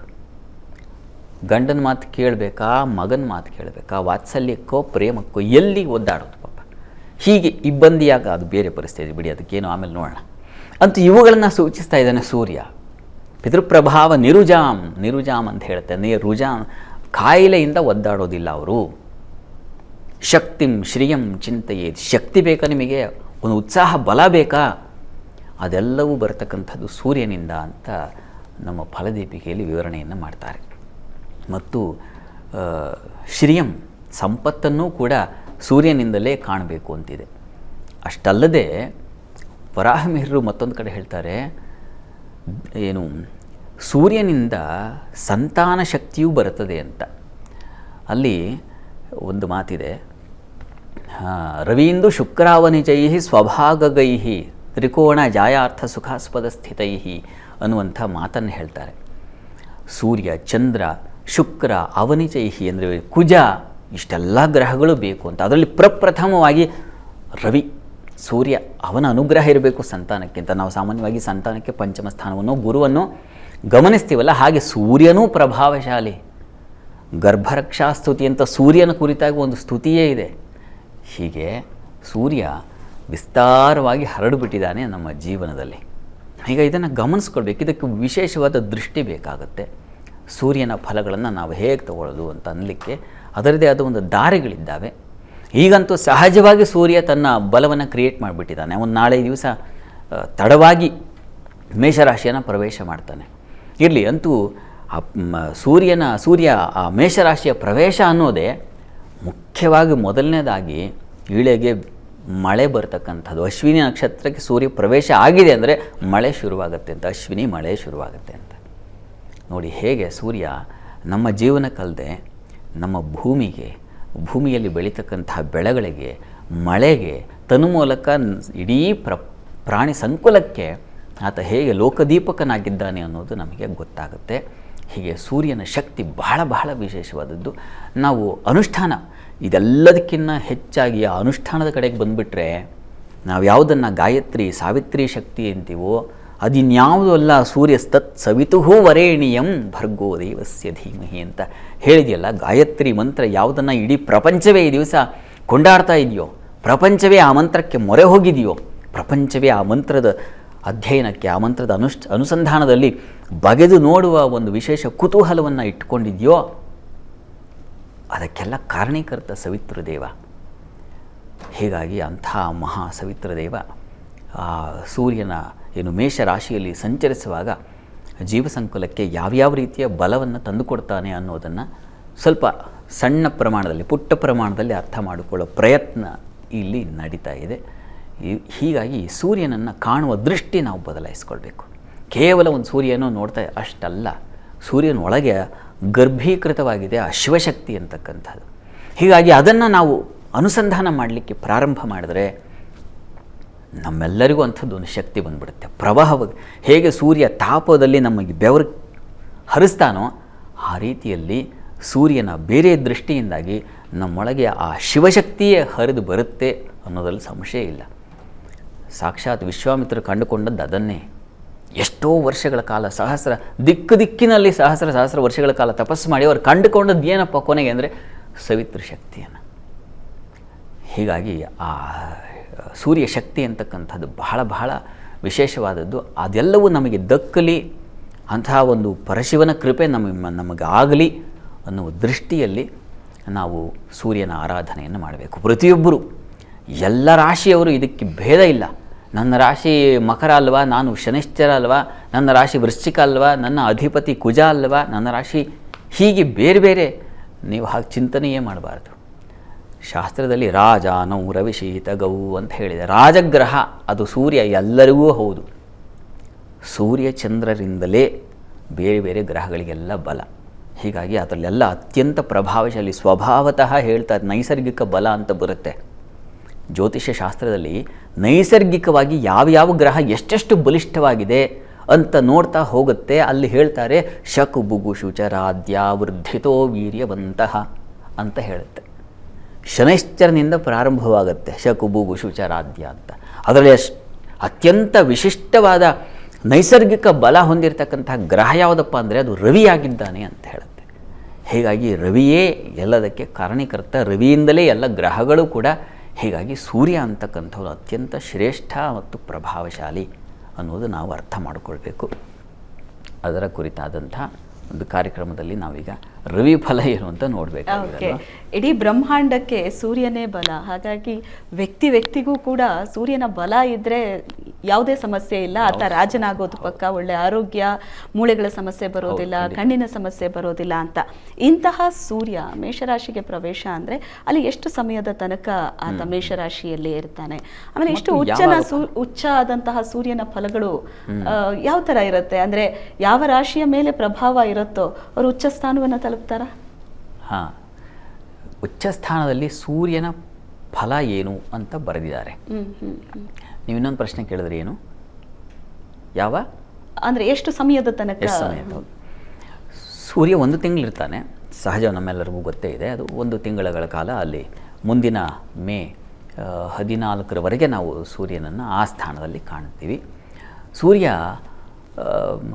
ಅಲ್ಲಿ ಪ್ರಥಿತಶ್ಚರನಃ ಪ್ರಖ್ಯಾತ ಪ್ರಸಿದ್ಧಿಗೆ ಕಾರಣೀಕರ್ತನಾಗಿರ್ತಾನೆ ಅಂತ. ಅಂದರೆ ಸೂರ್ಯ ಮೇಷರಾಶಿಯಲ್ಲಿ ಸಂಚರಿಸುವಾಗ ಮೇಷರಾಶಿಯವರಿಗೆ ಎಂಥ ಬಲ ಇರ್ತದಪ್ಪ ಅಂತಂದರೆ, ಮೇಷರಾಶಿ ಅಷ್ಟೆಲ್ಲ ಬೇರೆ ಬೇರೆಗಳು ಇದ್ದಾವೆ, ಅದನ್ನು ಗಮನಿಸ್ತಾ ಹೋಗೋಣ. ಅಂತೂ ಅಲ್ಲಿ ಸೂರ್ಯನಿದ್ದಾಗ ಚತುರಃ ಪ್ರಥಿತ ಅಂದರೆ ಪ್ರಸಿದ್ಧನೂ ಚತುರನೂ ಆಗ್ತಾನೆ ಅಂತ. ಅತ್ಯಂತ ಸುಪ್ರಸಿದ್ಧನಾಗ್ತಾನೆ, ಖ್ಯಾತಿಗೆ ಬರ್ತಾನೆ, ವಿಖ್ಯಾತನಾಗ್ತಾನೆ ಅಂತ. ಮತ್ತು ಚತುರಃ, ಅತ್ಯಂತ ಚತುರತೆ ಅಂತಕ್ಕಂಥದ್ದು ಬುದ್ಧಿಶಕ್ತಿಯನ್ನು ಅನ್ವಯಿಸುತ್ತೆ. ಇದು ನಾನು ಈಗಷ್ಟೇ ಹೇಳಿದ್ನಲ್ಲ, ಸಾವಿತ್ರಿ ಶಕ್ತಿ ಅನ್ನೋದು ಕೂಡ ಧಿಯಃ ಯಹ ಪ್ರಚೋದಯಾತಿ, ಏನನ್ನ ಧಿಯಃ ಅಂತ ಬುದ್ಧಿಯನ್ನು ಪ್ರಚೋದಿಸುವಂತಲೇ ಇಲ್ಲಿರ್ತಕ್ಕಂಥದ್ದು. ಹೀಗಾಗಿ ಬುದ್ಧಿ ಪ್ರಚೋದಕ ಗ್ರಹ ಯಾವುದು? ಮಕ್ಕಳಿಗೆ ಸಾಮಾನ್ಯವಾಗಿ ಇದೊಂದು ಕೊರತೆ ಇರ್ತದೆ, ಓದಲ್ಲ, ನೆನಪಿರಲ್ಲ, ಓದಲ್ಲ, ಇದು ಸಮಸ್ಯೆ. ಸೂರ್ಯನ ಆರಾಧನೆ ಮಾಡುವುದರಿಂದ ನೋಡಿ ಎಂಥವ್ರಿಗೂ ಒಂದು ಬುದ್ಧಿಬಲ ಬರುತ್ತೆ, ಅದರಲ್ಲಿ ಯಾವುದೇ ಸಂಶಯ ಇಲ್ಲ. ಸೂರ್ಯನ ಮಂತ್ರಗಳನ್ನು ಹೇಳ್ಕೊಳ್ತಕ್ಕಂಥದ್ದು, ಸೂರ್ಯನ ಸ್ತುತಿಯನ್ನು ಮಾಡ್ತಕ್ಕಂಥದ್ದು, ಆತನಿಗೆ ಅರ್ಘ್ಯ ಬಿಡ್ತಕ್ಕಂಥದ್ದು, ಇವುಗಳೆಲ್ಲ ನಿಮಗೆ ಬುದ್ಧಿಶಕ್ತಿ ಹೆಚ್ಚಿಸ್ಕೊಳ್ಬೇಕು ಅಂತಂದರೆ ನೋಡಿ ಇದು ಬಹಳ ವಿಶೇಷವಾದ ಒಂದು ತಂತ್ರ, ಸೂರ್ಯನ ಆರಾಧನೆಯನ್ನು ಮಾಡ್ತಕ್ಕಂಥದ್ದು. ಅದನ್ನೇ ಕೊಡ್ತಾನೆ ಅಂತಿದೆ. ಮೇಷರಾಶಿಯಲ್ಲಿ ನಿಮ್ಮ ಜಾತಕಗಳಲ್ಲಿ ಗಮನಿಸ್ಕೊಳ್ಳಿ, ನಿಮ್ಮ ರಾಶಿಯಲ್ಲಿ ರವಿ ಇದ್ದಾನ, ಮೇಷರಾಶಿಯಲ್ಲಿ ಒಂದು ಸಲ ಗಮನಿಸ್ಕೊಳ್ಳಿ, ಅಲ್ಲಿದ್ದಾನೆ ಅಂತಂದರೆ ಅವರಿಗೆ ಆ ಬಲ ಇರುತ್ತೆ, ಬುದ್ಧಿ ಚುರುಕಾಗಂತೂ ಇರುತ್ತೆ. ಆದರೆ ಸರಿಯಾದ ಕಡೆ ಅಪ್ಲೈ ಆಗಿರಲ್ಲ ಅಷ್ಟೇ, ಒಳ್ಳೆ ಮಾರ್ಗದರ್ಶನ ಸಿಕ್ಕಿರಲ್ಲ, ಅಥವಾ ಇನ್ಯಾವುದೋ ಒಂದು ತೊಡಕಿಗೆ ಸಿಕ್ಕಾಕೊಂಡಿರ್ತಾರೆ. ಅದನ್ನೆಲ್ಲ ಸೂಕ್ಷ್ಮವಾಗಿ ಗಮನಿಸ್ಕೊಳ್ಬೇಕು. ಯಾವ ದಶೆ ಇದೆ, ಯಾವ ಭುಕ್ತಿ ಇದೆ, ಅಥವಾ ಸೂರ್ಯ ಅಲ್ಲಿದ್ದುಕೊಂಡು ಬೇರೆ ಇನ್ಯಾವುದೋ ಗ್ರಹದ ಪ್ರಭಾವಕ್ಕೆ ಒಳಗಾಗಿದ್ದಾರೆ, ಇದನ್ನು ಎಲ್ಲ ಗಮನಿಸ್ಕೊಳ್ಬೇಕಾಗತ್ತೆ. ಒಂದಲ್ಲ, ಈಗ ನಾವಿಲ್ಲಿ ಪ್ರಧಾನವಾಗಿ ತಗೊಂಡಿರೋದು ಸೂರ್ಯನ ಬಗ್ಗೆ. ಅಂತೂ ಸೂರ್ಯ ಮೇಷರಾಶಿಯಲ್ಲಿ ಇದ್ದರೆ ಸಾಮಾನ್ಯವಾಗಿ ಅವರು ಚತುರರಾಗಿರ್ತಾರೆ, ಅದರಲ್ಲಿ ಯಾವುದೇ ಸಂಶಯ ಇಲ್ಲ. ಮತ್ತು ಸ್ವಲ್ಪ ಅಲೆದಾಟ ಜಾಸ್ತಿ ಇರುತ್ತೆ, ಸ್ವಲ್ಪ ಹೆಚ್ಚಿನ ಓಡಾಟ, ಅವ್ರಿಗೆ ಆಸಕ್ತಿಯೂ ಅದೇ ಆಗಿರುತ್ತೆ. ಹೆಚ್ಚಿನದಾಗಿ ಅವರು ಒಂದು ಕಡೆಗೆ ಇರಲಿಕ್ಕೆ ಇಷ್ಟಪಡಲ್ಲ, ಹೆಚ್ಚು ಅಲೆದಾಟ, ಅಲ್ಲಿ ಹೋಗೋಣ ಇಲ್ಲಿ ಹೋಗೋಣ, ಒಂದು ಸಂಚಾರಿ ಅಂತೀವಲ್ಲ, ಆ ಸ್ವಭಾವ ಅವರಲ್ಲಿರ್ತದೆ ಅಂತ ಈ ಥರದೊಂದು ಗುಣ ಕೊಡ್ತಾನೆ. ಮತ್ತು ಸೂರ್ಯ ಈಗ ಪ್ರವೇಶ ಆಗಿದಾನಲ್ಲ, ಪ್ರವೇಶ ಆದ ಕೂಡಲೇ ಅವನಿಗೆ ಫಲ ಬಂದುಬಿಡುತ್ತೆ. ಅಂದರೆ ನಿಮಗೆ ಒಂದು ಗ್ರಹ ಒಂದು ರಾಶಿಯಲ್ಲಿ ಸಂಚರಿಸುವಾಗ ಯಾವಾಗ ಫಲ ಬರುತ್ತೆ ಆ್ಯಕ್ಚುಯಲ್ ಆಗಿ ಅನ್ನೋದು ಅದಕ್ಕೊಂದು ಪ್ರಕೀರ್ಣಾಧ್ಯಾಯ ಅಂತ ಅಲ್ಲಿ ಇವರು ವರಾಹಮಿರು ಬಹಳ ಸುಂದರವಾಗಿ ಹೇಳ್ತಾರೆ, ಯಾವ ಗ್ರಹಕ್ಕೆ ಎಲ್ಲಿ ಫಲ, ಯಾವ ಕ್ಷಣ ಬರುತ್ತೆ ಅಂತ. ಈಗ ಸೂರ್ಯನಿಗೆ ಒಂದು ತಿಂಗಳಿರ್ತಾನೆ, ಯಾವಾಗ ಫಲ ಕೊಡ್ತಾನೆ, ಒಂದು ತಿಂಗಳಲ್ಲಿ ಯಾವಾಗ ಸಿಗುತ್ತೆ, ಒಂದು ತಿಂಗಳು ಇಡೀ ಸಿಗುತ್ತಾ, ಹೀಗೆ ಒಂದು ಚಿಂತನೆ ಮಾಡಿದ್ದಾರೆ. ಅಲ್ಲಿ ಹೇಳ್ತಾರೆ, ದಿನಕರ ರುಧಿರೌ ಪ್ರವೇಶ ಕಾಲೇ ಗುರು ಭೃಗುಜೌ ಭವನಸ್ಯ ಮಧ್ಯಯಾತೌ ಅಂತ. ದಿನಕರ ರುಧಿರವು ಪ್ರವೇಶ ಕಾಲ. ದಿನಕರ ಅಂದರೆ ಸೂರ್ಯ, ರುಧಿರ ಒಂದು ಕುಜ, ಇವರಿಬ್ಬರು ಒಂದು ರಾಶಿಯನ್ನು ಪ್ರವೇಶ ಮಾಡಿದ ಕೂಡಲೇ ಫಲ ಕೊಡಲಿಕ್ಕೆ ಪ್ರಾರಂಭ ಮಾಡಿಬಿಡ್ತಾರೆ. ಹೀಗಾಗಿ ಸೂರ್ಯ ಇವತ್ತು ರಾತ್ರಿ ಮಧ್ಯರಾತ್ರಿ ಕಳೆದು ಆತ ಮೇಷರಾಶಿಯನ್ನು ಪ್ರವೇಶ ಮಾಡ್ತಾನೆ, ನಿಮಗೆ ಆ ಕ್ಷಣ ಸೂರ್ಯನ ಫಲ ಬರಲಿಕ್ಕೆ ಶುರುವಾಗ್ಬಿಡುತ್ತೆ. ಹೀಗೆ ಎಲ್ಲ ರಾಶಿಯವರೆಗೂ ಇದು ಈ ಕ್ಷಣ, ನಾಳೆಯಿಂದನೇ ಇನ್ಸ್ಟ್ಯಾಂಟ್ ಅಂತೀವಲ್ಲ ಈ ಕ್ಷಣ ಅಂತ. ಹಾಗೆ ನಿಮಗೆ ನಾಡಿದ್ದು ಸೂರ್ಯೋದಯ, ಸೋಮವಾರದ ದಿವಸ ಸೂರ್ಯೋದಯ, ಸೌರ ಯುಗಾದಿ ಬೇರೆ ಇದೆ. ಸೌರ ಯುಗಾದಿ ಸೂರ್ಯನ ನೋಡ್ತಾ ಇದ್ದ ಹಾಗೆ ಸೂರ್ಯನ ಎಲ್ಲ ಫಲ, ಈ ಉಚ್ಚ ಸ್ಥಾನದ ಫಲಗಳೆಲ್ಲ ಸಿಗ್ತಾ ಹೋಗುತ್ತೆ. ಹಾಗಾದ್ರೆ ಯಾವ ರಾಶಿಯವರಿಗೆ ಆ ಫಲ ಸಿಗುತ್ತೆ ಅದನ್ನ ತಿಳ್ಕೊಳ್ಳುವಂತಹ ಕುತೂಹಲ ಇದೆ. ಮೇಷ ರಾಶಿಗೆ ಸೂರ್ಯನ ಪ್ರವೇಶ, ಇದರ ಬಗ್ಗೆ ಶಾಸ್ತ್ರಿಗಳು ತಿಳಿಸ್ಕೊಡ್ತಾ ಇದ್ರು. ಸೂರ್ಯ ಗ್ರಹದ ಬಗ್ಗೆ ಒಂದಷ್ಟು ವಿವರಣೆ ಕೊಟ್ಟರು. ರಾಜಗ್ರಹ, ನವಗ್ರಹಗಳಲ್ಲೇ ಶ್ರೇಷ್ಠವಾದಂತಹ ಗ್ರಹ. ಸೂರ್ಯನ ಬಲ ಹೊಂದಿದ್ರೆ ಏನು ಬೇಕಾದರೂ ಸಾಧಿಸ್ಬೋದು, ಒಳ್ಳೆ ಆರೋಗ್ಯ ಇರುತ್ತೆ, ಅಂದುಕೊಂಡದ್ದನ್ನು ಸಾಧಿಸ್ಬೋದು, ಆತ ರಾಜನಾಗೋದು ಪಕ್ಕ ಅಂತ. ಹಾಗಾದರೆ ಮೇಷರಾಶಿಗೆ ಸೂರ್ಯನ ಪ್ರವೇಶ ಅನ್ನೋದು ಯಾವ ರಾಶಿಯವರಿಗೆ ಅದರ ಫಲ ಸಿಗುತ್ತೆ, ಅದ್ರ ಬಗ್ಗೆ ಶಾಸ್ತ್ರಿಗಳು ತಿಳಿಸ್ಕೊಡ್ತಾರೆ. ಶಾಸ್ತ್ರಿಗಳು 7 ರಾಶಿ ಅಂತ ಹೇಳಿದ್ರಿ, ಅದರಲ್ಲಿ ಈಗ ಶುರು ಮಾಡೋದಾದ್ರೆ ಈ ಮೇಷರಾಶಿಗೆ ಮೊದಲು, ಯಾಕಂದರೆ ಅಲ್ಲಿಂದನೇ ಶುರುವಾಗುತ್ತೆ. ಹೀಗಾಗಿ ಅದು ನೋಡೋದಾದರೆ ಮೇಷರಾಶಿಯಲ್ಲಿ ನೀವಿಷ್ಟು ಹೇಳಿದ್ನಲ್ಲ, ಪ್ರತಿತಶ್ಚತುರಃ ಅಟನಃ ಅಲ್ಪವಿತ್ತಃ ಅಂತ ಶಾಸ್ತ್ರದಲ್ಲಿ ಒಂದು ಮಾತಿದೆ. ಮೇಷರಾಶಿಯಲ್ಲಿ ಸೂರ್ಯ ಸಂಚರಿಸುವಾಗ ಆಗುವಂಥ ಒಂದು ಫಲ ಇದು. ಪ್ರಸಿದ್ಧರು ಆಗ್ತಾರೆ. ಅಲ್ಲಿ ವಸ್ತುತಃ ರಾಜಗ್ರಹ ಅಲ್ಲಿ ಮೇಷದಲ್ಲಿ ಇರುವ ಸಂದರ್ಭದಲ್ಲಿ ರಾಜಪಟ್ಟವನ್ನೇ ತಂದುಕೊಡ್ತಾನೆ, ಅದರಲ್ಲಿ ಯಾವುದೇ ಸಂಶಯ ಇಲ್ಲ. ಒಬ್ಬ ಜನನಾಯಕರಾಗಿರ್ತಾರೆ. ಇದ್ದಕ್ಕಿದ್ದ ಹಾಗೆಯೇ ಒಂದು ನೀವು ಮಾಡಿರಿ, ನಿಮಗೆ ಆ ಶಕ್ತಿ ಇದೆ ಅಂತ ಹೇಳಿ ಒಂದು ಪಟ್ಟ ಬಂದ್ಬಿಡುತ್ತೆ. ಹಾಗೆ ಜನನಾಯಕತ್ವ ಅಂತಕ್ಕಂಥದ್ದು ಯಾವುದೋ ಒಂದು ಸಣ್ಣ ಪುಟ್ಟ ಒಂದು ಏನು ಗೈಡೆನ್ಸ್ ಮಾಡ್ಕೊಂಡಿರ್ತಾರೆ, ಆದರೆ ಅವರಿಗೆ ಇದಕ್ಕಿದ್ದ ಹಾಗೆಯೇ ಈಗ ನೋಡಿ ಶುರುವಾಗ್ಬಿಡುತ್ತೆ. ಎಸ್ ನೀವು ಮಾಡ್ತೀರಿ, ನಿಮಗೆ ಆ ಕೆಪಾಸಿಟಿ ಇದೆ, ಬನ್ನಿರಿ ಮಾಡಿ ಮೂತವಾಗಿ. ಅಧಿಕಾರ ಆಫೀಸ್ಗಳಲ್ಲಿ ಕೆಲಸ ಮಾಡ್ತಾ ಇರತಕ್ಕಂಥವ್ರಿಗೆ ಮೇಷರಾಶಿ ಆಗಿದ್ದರೆ ನಿಮಗೆ ನೋಡಿ ಎಷ್ಟು ದಿವಸ ನೋಡಿ ನಾನು ಗಮನಿಸ್ತಾ ಇದ್ದೀನಿ, ನಿಮಗೆ ಒಂದು ಲೀಡರ್ಶಿಪ್ ಇದೆ, ಬನ್ನಿರಿ ನೀವು ಮುಗಿಸಿ, ನೀವು ಗೈಡ್ ಮಾಡಿ ಅಂತ. ಈ ಥರದ್ದು ಒಂದು ಅವರಿಗೆ ಅಂಥದ್ದೊಂದು ಅಧಿಕಾರದ ಬಲ ಬಂದ್ಬಿಡುತ್ತೆ. ಮತ್ತು ಚತುರಃ, ಬುದ್ಧಿಶಕ್ತಿ. ಇಷ್ಟು ದಿವಸ ಸ್ವಲ್ಪ ಮಂಕಾಗಿತ್ತು, ಏನೋ ತೋಚ್ತಾ ಇರಲಿಲ್ಲ ಅಂದರೆ ಸೂರ್ಯನ ಪ್ರಭಾವದಿಂದಾಗಿ ಈಗ ಆ ಹೊಳಹು, ಇಷ್ಟು ದಿವಸ ನಂಗೆ ಅದು ಹೊಳಿಲಿಲ್ಲ, ಈಗ ಹೊಳಿತು ನೋಡಿ, ಆ ಥರದ್ದೊಂದು ಚತುರತೆ ಅನ್ನೋದು ಕೂಡ ಮೈಗೂಡಿ ಬಿಡುತ್ತೆ. ಮತ್ತು ಸಂಚಾರ, ಒಂದು ಕಡೆ ಅಲ್ಲಿ ಇಲ್ಲಿ ಸುತ್ತಾಟ ಇದೆಯಲ್ಲ, ಈ ಥರದೊಂದು ಬುದ್ಧಿ ಅಂದರೆ ಮನಸ್ಸು ಹಾಗೆ ವಾಲತ್ತೆ, ಎಲ್ಲೋ ಒಂದು ಹೋಗೋಣ ಹೀಗೆ ಜರ್ನಿ, ಈ ಥರದ್ದೊಂದು. ಮತ್ತು ಕೆಲಸಗಳಿಗಾಗಿಯೂ ಅಷ್ಟೇ, ಯಾವುದೋ ಒಂದು ಕೆಲಸದ ನಿಮಿತ್ತ ಪ್ರಯಾಣ ಬೆಳೆಸ್ತಕ್ಕಂಥದ್ದು ಅಥವಾ ಯಾವುದೋ ಒಂದು ಸಾಧನೆಗಾಗಿ ಹೋಗ್ತಕ್ಕಂಥದ್ದು, ಈ ಥರದ್ದು ಒಂದು ಗುಣವನ್ನು ಅಲ್ಲಿ ಕಾಣಬಹುದು ನಾವು. ಮುಖ್ಯವಾಗಿ ಬಲ, ಅಧಿಕಾರದ ಬಲ ಸಿಗುತ್ತೆ ನಿಮಗೆ. ಅದು ಸಾಮಾನ್ಯ ಒಬ್ಬ ವಿದ್ಯಾರ್ಥಿಗಳಿಗೆ ಹೋಲಿಸ್ಕೊಂಡ್ರೆ ಒಬ್ಬ ವಿದ್ಯಾರ್ಥಿ ಶಾಲೆಯಲ್ಲಿ ಮಾನಿಟರ್ ಆಗ್ತಕ್ಕಂಥದ್ದು. ಆ ಥರ ಅಲ್ಲಿಂದ ಹಿಡಿದು ನೀವು ಲೋಕಪ್ರಸಿದ್ಧ ನಾಯಕನಾಗುವವರೆಗೆ ನಿಮ್ಮ ರಂಗಗಳಲ್ಲಿ ಅಂತೂ ನಿಮಗೊಂದು ಅಧಿಕಾರದ, ಅಥವಾ ನಿಮ್ಮ ಮಾತಿಗೆ ನೀವು ಅಧಿಕಾರ ಸ್ಥರ ಸಿಗಲಿಲ್ವಲ್ಲ ಅಂತಲೂ ಬೇಜಾಡ್ಕೊಳ್ಳೋ ಹಾಗಿಲ್ಲ, ನಿಮ್ಮ ಮಾತಿಗೆ ಅಲ್ಲಿ ಅಧಿಕಾರಿಗಳೇ ಬೆಲೆ ಕೊಟ್ಬಿಡ್ತಾರೆ. ಆ ಥರ ಆ ರೀತಿಯಲ್ಲಿ ನಿಮಗೆ ಒಂದು ಬದಲಾವಣೆ ಕಾಣಲಿಕ್ಕೆ ಅವಕಾಶ ಇದೆ, ಖಂಡಿತ ಇದೆ. ಮತ್ತು ಆತ ನಿಮಗೆ ಪಂಚಮಾಧಿಪತಿ, ಹೀಗಾಗಿ ಬುದ್ಧಿಶಕ್ತಿ ಸಭೆಗಳಲ್ಲಿ, ಮೀಟಿಂಗ್ಗಳಲ್ಲಿ ಇತ್ಯಾದಿಗಳಲ್ಲೆಲ್ಲ ನಿಮ್ಮ ಬಲ ಇದ್ದೇ ಇರುತ್ತೆ. ಆ ಥರದೊಂದು ಮಕ್ಕಳಲ್ಲೂ ಅಷ್ಟೇ ಸಾಮರಸ್ಯ ಬರುತ್ತೆ. ತಂದೆ ಮಕ್ಕಳ ಕಿತ್ತಾಟ ಇತ್ಯಾದಿ ಇದ್ದರೆ, ಪ್ರಾರಂಭದಲ್ಲಿ ಹೇಳಿದ್ನಲ್ಲ ನಾನು, ತಂದೆ ಮಕ್ಕಳ ಬಾಂಧವ್ಯವೂ ಸರಿ ಹೋಗಿಬಿಡುತ್ತೆ ಸೂರ್ಯ ಉಚ್ಚಸ್ಥಾನಕ್ಕೆ ಬಂದಾಗ ಅಂತ. ಆ ರೀತಿಯಲ್ಲಿ ಒಂದು ಒಳ್ಳೆಯ ಫಲ ಕಾಣಬಹುದು. ಇದಾದ ನಂತರದಲ್ಲಿ ಇಂಥದ್ದೇ ಒಂದು ಶುಭ ಫಲ ಕಾಣಲಿಕ್ಕೆ ನಾವು ಮಿಥುನ ರಾಶಿಗೆ ಹೋಗಬೇಕು. ಮಿಥುನ ರಾಶಿಯವರಿಗೆ ಅಷ್ಟೇ ನೋಡಿ, ಅಲ್ಲಿ ಲಾಭದಲ್ಲಿದ್ದಾನೆ ಸೂರ್ಯ. ನಾವು ಸಾಮಾನ್ಯವಾಗಿ ಗುರುಬಲ ಇದ್ದರೆ ಮದುವೆ ಆಗುತ್ತೆ, ಗುರುಬಲ ಇದ್ದರೆ ಮದುವೆ ಅಂತ ನಿಮಗೆ ಮನಸ್ಸಲ್ಲಿ ಒಂದು ಕೂತು ಬಿಟ್ಟಿದೆ. ಗುರುಬಲ ಇದ್ರೇ ಮದುವೆ ಅನ್ನೋದು ತಪ್ಪು ತಿಳ್ಕೊಂಡಿದ್ದೀರಾ. ಅಷ್ಟೇ ಅಲ್ಲ, ರವಿ ಬಲವೂ ಬೇಕು. ಯಾರಿಗೆ? ಪುರುಷರಿಗೆ. ಪುರುಷಾಣಾಂ ರವೇರ್ಬಲಂ ಸ್ತ್ರೀಣಾಂ ರವಿ ಚಂದ್ರನ ಬಲ ಅಂತ, ಸ್ತ್ರೀಣಾಂ ಗುರುಬಲಂ ಅಂತ, ಕ್ಷಮಿಸಿ, ಸ್ತ್ರೀಯರಿಗೆ ಗುರುಬಲ ಬೇಕು, ಪುರುಷಾಣಾಂ ರವೇರ್ಬಲಂ ಅಂತ. ರವಿ ಲಾಭದಲ್ಲಿದ್ದ ನೋಡಿ, ರವಿ ಬಲ. ಈಗ ವಿವಾಹಕ್ಕೇನಾದ್ರು ಮಿಥುನ ರಾಶಿಯವರು ಅಲೆದಾಟ ಏನೋ ಇಷ್ಟು ದಿವಸ ಸಿಗಲಿಲ್ಲ ಅಂತ ನೀವು ಒದ್ದಾಡ್ತಾ ಇದ್ದರೆ, ಸಂಕಟ ಪಡ್ತಾ ಇದ್ದರೆ, ಈಗ ನೋಡಿಪ್ಪ ರವಿ ಒಂದು ತಿಂಗಳಲ್ಲಿ ಏನು ಬೇಕು ಅದನ್ನು ಮಾಡಿಬಿಡ್ತಾನೆ, ನಿಮ್ಮ ಅಪೇಕ್ಷೆಗಳನ್ನು ಈಡೇರಿಸ್ತಾನೆ. ಮತ್ತು ಲಾಭದ ತೃತೀಯಾಧಿಪತಿ, ಧೈರ್ಯದ ಅಧಿಪತಿ ಲಾಭದಲ್ಲಿದ್ದಾಗ ನಿಮ್ಮ ಹೋರಾಟ, ನಿಮ್ಮ ಒಂದು ಸಾಹಸ, ಇವುಗಳಿಗೆ ವಿಶೇಷವಾದ ಮಾನ್ಯತೆ, ಬೆಲೆ, ಲಾಭ ಇವುಗಳನ್ನೆಲ್ಲ ಕಾಣಲಿಕ್ಕೆ ಅವಕಾಶಗಳಿದ್ದಾವೆ. ನಿಮಗೂ ಕೂಡ ಅಧಿಕಾರದ ಲಾಭ ಆಗಬಹುದು, ಹಿರಿಯರಿನ, ರಾಜಕಾರಣಿಗಳಿಂದ ಅಥವಾ ಜನನಾಯಕರಿಂದ ಒಂದು ಸಲಹೆ, ಸೂಚನೆ. ಎಷ್ಟು ದಿವಸ ಅಲೆದಾಡದೆ ಒಂದು ಕೆಲಸ ಆಗ್ತಾ ಇರಲಿಲ್ಲ, ಗೌರ್ಮೆಂಟ್ ಯಾವುದೋ ಒಂದು ಕೆಲಸಗಳಿಗೆ ಹೋದರೆ ಯಾಕೆ ಒಂದು ಸರ್ಟಿಫಿಕೇಟ್ ಮಾಡಿಸ್ಬೇಕು ಅಂತ ನೀವು ಒಂದು ತಾಲೂಕು ಆಫೀಸ್ಗೆ ಹೋಗಿ ಬನ್ನಿ, ಕೆಲಸವೇ ಆಗ್ತಾ ಇರಲಿಲ್ಲ. ಆದರೆ ಈಗ ಟ್ರೈ ಮಾಡಿ, ಪಟ ಕೆಲಸಗಳಾಗ್ಬಿಡುತ್ತೆ. ನಿಮಗೆ ಏನು ಬೇಕು ಎಲ್ಲ ಸೈನು ನಡೆದು ಹೋಗಿಬಿಡುತ್ತೆ. ಒಂದು ತಹಸೀಲ್ದಾರ್ನ ಭೇಟಿ ಮಾಡೋಕ್ಕಾಗಲಿಲ್ಲ, ಈಗ ಪ್ರಯತ್ನ ಮಾಡಿ. ಆ ಥರ ಅಂದರೆ ಸರ್ಕಾರಿ ವಲಯದಲ್ಲಿರ್ತಕ್ಕಂಥವ್ರಿಗೂ ಕೂಡ ಅಂಥದ್ದೊಂದು ಲಾಭಗಳು, ಅಲ್ಲಿಂದ ಬರ್ತಕ್ಕಂಥ ಯಾವುದೋ ಒಂದು ಅನುಕೂಲಗಳು ಇತ್ಯಾದಿ ಅವುಗಳು ಸಿಗ್ತಾ ಹೋಗುತ್ತೆ ಅಂತ. ಒಂದು ರೇಷನ್ ಕಾರ್ಡ್ ಮಾಡ್ಸೋಕೆ ಒದ್ದಾಡ್ಬಿಟ್ಟಿವಿ ಅಂತಂದರೆ ಈಗ ಪ್ರಯತ್ನ ಮಾಡಬಹುದು ಅಂತ. ಆ ಥರದ ಲಾಭಗಳನ್ನ ಖಂಡಿತ ಕಾಣಬಹುದು. ಚೆನ್ನಾಗಿದೆ. ಅಲ್ಲಿಂದ ಹಿಡಿದು ಪಟ್ಟದವರೆಗೆ ಅದು ನಿಮಗೂ ಅನ್ವಯ ಆಗುತ್ತೆ, ಅದರಲ್ಲಿ ಏನು ಸಂಶಯ ಇಲ್ಲ. ಮಿಥುನ ರಾಶಿಯವರೆಗೂ ಈ ಥರದೊಂದು ಫಲ ಇದೆ. ಮತ್ತು ಸಹೋದರ ಅಧಿಪತಿಯವನು, ಹೀಗಾಗಿ ಸಹೋದರ ಲಾಭಸ್ಥಾನಕ್ಕೆ ಬಂದಾಗ ಸಹೋದರರಲ್ಲಿ ಲಾಭ, ಅವರಿಂದಾಗಿ ಅನುಕೂಲ ಆಗ್ತಕ್ಕಂಥದ್ದು. ಇಷ್ಟು ದಿವಸ ಗಲಾಟೆ ಘರ್ಷಣೆಗಳಿದ್ದರೆ ಅದೆಲ್ಲ ಪಕ್ಕಕ್ಕೆ ಹೋಗಿ ಈಗ ಒಂದು ಒಳ್ಳೆಯ ಸಾಮರಸ್ಯದ ಭಾವನೆ ಏರ್ಪಾಡಾಗ್ತಕ್ಕಂಥದ್ದು. ಈ ಥರದನ್ನೆಲ್ಲ ನಾವು ಖಂಡಿತ ಕಾಣಬಹುದು. ಮಿಥುನ ರಾಶಿಯವರಿಗೆ ಚೆನ್ನಾಗಿದೆ. ನಾನು ಶನಿಶ್ಚರಂದೋ ಮತ್ತೊಂದು ಗುರುವೇದಲ್ಲಿದ್ದಾನೆ ಇವುಗಳು ಯಾವುದೂ ಹೇಳ್ತಾ ಇಲ್ಲ, ಕೇವಲ ರವಿ ಫಲ ಅಷ್ಟನ್ನು ಹೇಳ್ತಾ ಇದ್ದೇನೆ. ಇದು ಒಂದು ಸೈಡ್ ಫಲ ಆಗುತ್ತೆ. ಇನ್ನು ಕರ್ಕಟಕಕ್ಕೆ ಹೋದಾದರೆ ಕರ್ಕಟಕ ರಾಶಿಯವರಿಗೆ ಕರ್ಮಸ್ಥಾನದ ಅಲ್ಲಿದ್ದಾನೆ ಯಾರು? ಧನಾಧಿಪತಿ ಕರ್ಮಸ್ಥಾನದಲ್ಲಿದ್ದಾಗ ನೀವು ಯಾವ ಕೆಲಸ, ಒಂದು ಗರಿಕೆ ಕೇಳ್ರಿ, ಆ ಗರಿಕೆ ಕಿತ್ತಿದ್ದಕ್ಕೂ ಒಂದಷ್ಟು ಹಣ ಸಿಗುತ್ತೆ ನಿಮಗೆ. ಹಾಗೆ ಅಂದರೆ ನೀವು ಮಾಡುವ ಎಲ್ಲ ಚಟುವಟಿಕೆಗಳು ಅಲ್ಲಿ ದಿಗ್ಬಲ ಬೇರೆ. ಸೂರ್ಯನಿಗೆ ದಿಗ್ಬಲ ಬಂದಾಗ ಅಲ್ಲಿ ಸಾಕ್ಷಾತ್ ಅಧಿಕಾರದ ಫಲ ಅಂತ. ನೀವು ಇಷ್ಟು ದಿವಸ ಕೆಲಸಕ್ಕೆ ಹುಡುಕ್ತಾ ಇದ್ದೀರಾ, ಅಲ್ದಾಟ ಆಡ್ತಾ, ಈಗ ಆ ಕೆಲಸ ಸಿಕ್ತು.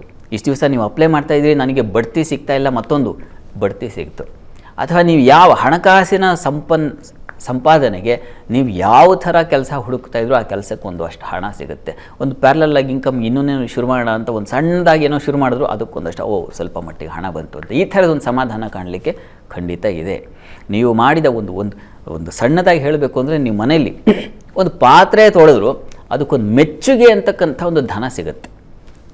ಅದು ಅಲ್ಲಿಂದ ಪ್ರಾರಂಭವಾಗುತ್ತೆ ಅಂತ. ಹಣ ಹೀಗೆ ಇರುತ್ತೆ, ಧನದ ಸ್ವರೂಪ ಹೀಗೆ ಅಂತ ಹೇಳೋಕ್ಕಾಗಲ್ಲ. ಅದು ಬೇರೆ ಬೇರೆ ರೀತಿಯಲ್ಲಿರುತ್ತೆ. ಆ ರೀತಿಯೆಲ್ಲ ಸಂಪತ್ತು ನಿಮಗೆ ಸಿಗುತ್ತೆ. ಕುಟುಂಬಾಧಿಪತಿ ಅಲ್ವ ಅವನು. ಹೀಗಾಗಿ ಕುಟುಂಬದಲ್ಲಿ ಒಂದು ಒಳ್ಳೆಯ ವಾತಾವರಣ ಸೃಷ್ಟಿಯಾಗುತ್ತೆ. ತಂದೆ ಮಕ್ಕಳಲ್ಲಿ ಸಾಮರಸ್ಯ ಬರುತ್ತೆ.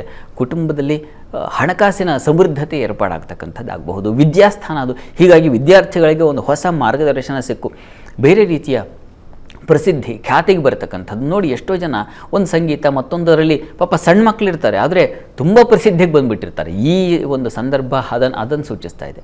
ನಿಮ್ಮ ಒಂದು ಮಾತು, ನಿಮ್ಮ ಒಂದು ಯಾವುದೋ ಒಂದು ಗುಣ, ಇವುಗಳಿಂದಲೂ ನೀವು ಪ್ರಸಿದ್ಧರಾಗ್ಬಿಡಬಹುದು. ಅಂಥ ಪ್ರಖ್ಯಾತಿ, ಪ್ರಸಿದ್ಧತೆಯನ್ನು ಮತ್ತು ಗೌರವ ಪ್ರತಿಷ್ಠೆಗಳಿಗೆ ಕಾರಣೀಕರ್ತವಾದ ಸ್ಥಾನ ಅದು. ಕರ್ಮಸ್ಥಾನ ಅನ್ನೋದು ಪ್ರತಿಷ್ಠೆ ಸಿಗ್ತಕ್ಕಂಥದ್ದು, ಗೌರವ, ಸ್ಥಾನಮಾನ, ಇವುಗಳು ಸಿಗ್ತಕ್ಕಂಥದ್ದು. ಹೀಗಾಗಿ ಅಂಥದ್ದೆಲ್ಲವೂ ಕರ್ಕಟಕ ರಾಶಿಗೆ ಏರ್ಪಾಡಾಗುತ್ತೆ, ಅದು ಸೂರ್ಯನಿಂದಾಗಿ ಅಂತ. ಹೀಗಾಗಿ ಹಲವು ಫಲಗಳನ್ನು ಕಾಣಬಹುದು. ಅಂಥದ್ರಲ್ಲಿ ಈ 3 ರಾಶಿಗಳಿಗೆ ಪ್ರಾರಂಭದಲ್ಲಿ ನಾವು ಗಮನಿಸ್ತೀವಿ. ಒಬ್ಬರು ಕಾಲರ್ ಇದ್ದಾರೆ, ಗಂಗಾ ಅಂತ, ಮೈಸೂರಿನಿಂದ ಕಾಲ್ ಮಾಡಿದ್ದಾರೆ. ನಮಸ್ತೆ ಗಂಗಾ ಅವರೇ. ನಮಸ್ಕಾರ. ನಮಸ್ತೆ. ಏನ್ ಕೇಳಬೇಕಿತ್ತು? ಯಾರ ಬಗ್ಗೆ ಕೇಳಬೇಕಿತ್ತು? ಏನು ಇಲ್ಲ ಮೇಡಮ್, ನಾನು ಯಾರಿಗೋ ಒಬ್ರಿಗೆ ಒಂದು 20 ಲಕ್ಷ ಕೊಟ್ಟಿದ್ದೆ, ದುಡ್ಡು ಕೊಟ್ಟಿದ್ದೆ, ಅವ್ರ ಹತ್ರ ಇಸ್ಕೊಂಡಿದ್ದೆ, ಕೊಟ್ಟಿದ್ದೆ. ಅದೇ ಚೆಕ್ ವಾಪಸ್ ಇಸ್ಕೊಂಡಿರ್ಲಿಲ್ಲ ನಾನು. ಅವರು ಆ ಚೆಕ್ ಇಟ್ಕೊಂಡು ಕೋರ್ಟ್ ಅಲ್ಲಿ ಕೇಸ್ ಹಾಕಿದ್ರು, ಲೋಯರ್ ಕೋರ್ಟ್ ಅಲ್ಲಿ ಅವ್ರ ಕಡೆನೆ ಆಗೋಯ್ತು. ಇವಾಗ ಮತ್ತೆ ಹೈಕೋರ್ಟ್ ಹೋಗಿದ್ದಾರೆ ನಮ್ ಲಾಯರ್. ಅದಕ್ಕೆ ಏನ್ ಮಾಡ್ಬೇಕು? ನಾನು ದುಡ್ಡು ಕೊಟ್ಟುನು ಅವ್ರು ಮೋಸ ಮಾಡಿದ್ರಲ್ಲ. ಯಾವ ರಾಶಿ ನಿಮ್ದು? ಅನುರಾಧ ನಕ್ಷತ್ರ, ವೃಶ್ಚಿಕ ರಾಶಿ. ವೃಶ್ಚಿಕ ರಾಶಿ. ಮಾತಾಡಿ ಶಾಸ್ತ್ರಿ. ಗಂಗಾವ್ರೆ ನಮಸ್ಕಾರ. ನಮಸ್ಕಾರ ಗುರುಗಳೇ. ನಮಸ್ಕಾರ ಪಾಪ. ತುಂಬಾ ಸಂತೋಷ ಆಯ್ತು ಮಾತಾಡಿ. ತುಂಬಾ ದಿವಸದಿಂದ ಟ್ರೈ ಮಾಡ್ತಾ ಇದ್ದೆ ನಾನು. ಸಂತೋಷ ಪಾಪ. ನನಗೆ ನಿಮ್ಮ ಪರಿಸ್ಥಿತಿ ನನಗೆ ತುಂಬಾ ಬೇಸರ ಮಾಡಿದೆ. ಅಷ್ಟು ದೊಡ್ಡ ಅಮೌಂಟನ್ನು ನೀವು ಹೇಗೆ ಯಾವುದೇ ಆಧಾರಗಳಿಲ್ಲದೆ ಇದು ನೋಡಿಪ್ಪ, ಇದು ವ್ಯವಹಾರ ಚತುರತೆ ಅಲ್ವೇನ್ರಿ? ಇದು ಬೇಕಲ್ವೇನ್ರಿ? ನೀವು ಏನು ಅದಕ್ಕೆ ಸಾಕ್ಷಿ ಇತ್ಯಾದಿ ತಗೊಳ್ದೆ ಅದು ಹೇಗೆ ನೀವು ಅಷ್ಟು ಹಣವನ್ನು ಕೊಡಲಿ? ಏನೋ ನಾವೊಂದು 10-15 ಸಾವಿರ ಅಂದರೆ ಆಯ್ತಪ್ಪ ಹೋಗಲಿ, ಏನೋ ಜೀವನದಲ್ಲಿ ಮಾಡಿಬಿಡ್ಬಹುದು. ಏನು ಲಕ್ಷಗಟ್ಟಲೆ ಹೀಗೆ ಅಂತಂದರೆ ಅದಕ್ಕೆ ದುರಾದೃಷ್ಟ ಅನ್ಬೇಕು ಅಷ್ಟೇ. ಇದನ್ನು ಎಲ್ಲ ಬುದ್ಧಿವಂತರು ಇರ್ತೀವಿ ನಾವು, ಎಲ್ಲ ರೀತಿಯ ಅರಿವು ಇರುತ್ತೆ. ಆ ಸಂದರ್ಭ ನಮ್ಮನ್ನು ಏಮಾರಿಸ್ಬಿಡುತ್ತೆ. ಕಾಲ ವಶದಿಂದಾಗಿ ಇಂಥದ್ದು ಏರ್ಪಾಡಾಗುತ್ತೆ. ಇದಕ್ಕೇನಪ್ಪ ಅಂದರೆ ಅದೇ ಹೀಗೆ ಯಾವ ನಮ್ಮ ಕಾಲ ನಮ್ಮ ಮನಸ್ಸನ್ನು ಬುದ್ಧಿಗಳನ್ನು ಮಂಕು ಮಾಡ್ತೋ ಅದೇ ಕಾಲ ನಮಗೆ ಇಂಥದ್ದನ್ನು ಅನುಗ್ರಹನೂ ಮಾಡಲಿ ಅಂತ ಕೇಳ್ಕೋಬೇಕಾಗತ್ತೆ ಅಷ್ಟೇ. ನೋಡಿ, ಈಗ ನಿಮಗೆ ವೃಶ್ಚಿಕ ರಾಶಿ ಅಂತ ಹೇಳಿದ್ರಿ ಪಾಪ ನೀವು. ನೋಡಿ, ಈಗ ಸೂರ್ಯನ ಪ್ರವೇಶ 6ಠ ಸ್ಥಾನ ಅನ್ನೋದು ಅದೇ ಸಾಲ ಋಣಸ್ಥಾನ. ಅದು ವಸ್ತುತಃ ಅದರಿಂದ ಹೊರಗೆ ಬರಲಿಕ್ಕೆ ಸೂರ್ಯನ ಕೃಪೆ. ನಿಮಗೆ ಕರ್ಮಾಧಿಪತಿಯೂ ಹೌದವನು. ಹೀಗಾಗಿ ಅವನ ಒಂದು ಕೃಪೆ, ನಾಳೆ ಅವನ ಸಂಚಾರ ಏನಿದೆ ಅದು ನಿಮ್ಮ ಪಾಲಿಗೆ ಒಂದು ರೀತಿಯ ವರವಾಗುತ್ತೆ. ಯೋಚನೆ ಮಾಡಬೇಡಿ. ಸಾಧ್ಯವಾದರೆ ತಾವು ಒಂದು ಸಲ ಈಶ್ವರ ಸನ್ನಿಧಾನದಲ್ಲಿ ಈ ಥರ ನೋಡಿ, ಏನಾದರೂ ವಸ್ತುತಃ ಈ ಥರದ್ದು ಒಂದು ತೊಡಕಿಗೆ ಸಿಕ್ಕಾಗ ಕಾರ್ತವೀರ್ಯಾರ್ಜುನ ಸ್ಮರಣೆ ಮಾಡಿದರೆ ತುಂಬ ಒಳ್ಳೆಯದು ಅಂತ ಶಾಸ್ತ್ರಗಳು ನಿರೂಪಿಸುತ್ತೆ. ಹೀಗಾಗಿ ಕಾರ್ತವೀರ್ಯಾರ್ಜುನ ಸ್ಮರಣೆಯ ಜೊತೆಗೆ ಈಶ್ವರನ ಕೃಪೆಯೂ ಬೇಕು. ಸೂರ್ಯ ನಿಮಗೆ ಈಗ ಒಳ್ಳೆಯ 6ಠ ಸ್ಥಾನದಲ್ಲಿ, ಅದು ಋಣಸ್ಥಾನ. ಅಲ್ಲಿಗೆ ಒಳ್ಳೆಯ ಶುಭಗ್ರಹಗಳು ಬಂದಾಗ ನೀವು ಮಾಡುವ ಕಾರ್ಯವೈಖರಿ, ಕಾರ್ಯ ಚಟುವಟಿಕೆಗಳಿಂದಾಗಿ ಅದು ವಾಪಸ್ ಬರುತ್ತೆ ಅಂತ ಅರ್ಥ. ಹೀಗಾಗಿ ಆ ರೀತಿಯ ಒಂದು ಪ್ರಾರ್ಥನೆಯನ್ನು ಮಾಡಿ, ಈಶ್ವರನ ಪ್ರಾರ್ಥನೆ, ಈಶ್ವರ ಸನ್ನಿಧಾನದಲ್ಲಿ ಬಿಲ್ವಾರ್ಚನೆ, ಪ್ರತಿ ಭಾನುವಾರ ಬಿಲ್ವಾರ್ಚನೆ ಮಾಡಿಸಿ, 12 ಭಾನುವಾರ ಮಾಡಿಸಿ. ಬಹುಶಃ ಆ ಪರಮೇಶ್ವರ ನಿಮ್ಮ ನಿಜವಾಗಿ ನಿಮ್ಮ ಸಂಕಟವನ್ನು ಆಲಿಸಲಿ ಅಂತ ನಾನು ಪ್ರಾರ್ಥನೆ ಮಾಡ್ತೀನಪ್ಪ. ಒಳ್ಳೆಯದಾಗಲಿ. ಎಸ್, ಈಗ ಮುಂದಿನ ಕಾಲರ್ ತುಮಕೂರಿನಿಂದ ಕಿರಣ್ ಕರೆ ಮಾಡಿದ್ದಾರೆ. ನಮಸ್ತೆ ಕಿರಣ್ ಅವರೇ. ನಮಸ್ಕಾರಪ್ಪ. ಎಸ್, ಯಾರ ಬಗ್ಗೆ ಕೇಳಬೇಕಿತ್ತು? ನಮ್ಮ ತಂಗಿ ಮಗಳು ಪಲ್ಲವಿ ಅಂತ. ಓಕೆ, ನಿಮ್ಮ ಪ್ರಶ್ನೆ? ಪ್ರಶ್ನೆ ಅದೇ, ವಿದ್ಯಾಭ್ಯಾಸ ಮುಂದೆ ಹೇಗಿದೆ, ನೌಕರಿ ಹೇಗಿದೆ? ಓಕೆ, ಅವ್ರದ್ದು ರಾಶಿ ಕನ್ಯಾ ರಾಶಿ, ಉತ್ತರ ನಕ್ಷತ್ರ. ಓಕೆ, ಮಾತಾಡಿ ಶಾಸ್ತ್ರಿಗಳ. ನಮಸ್ಕಾರ ಕಿರಣ್ ಅವರೇ.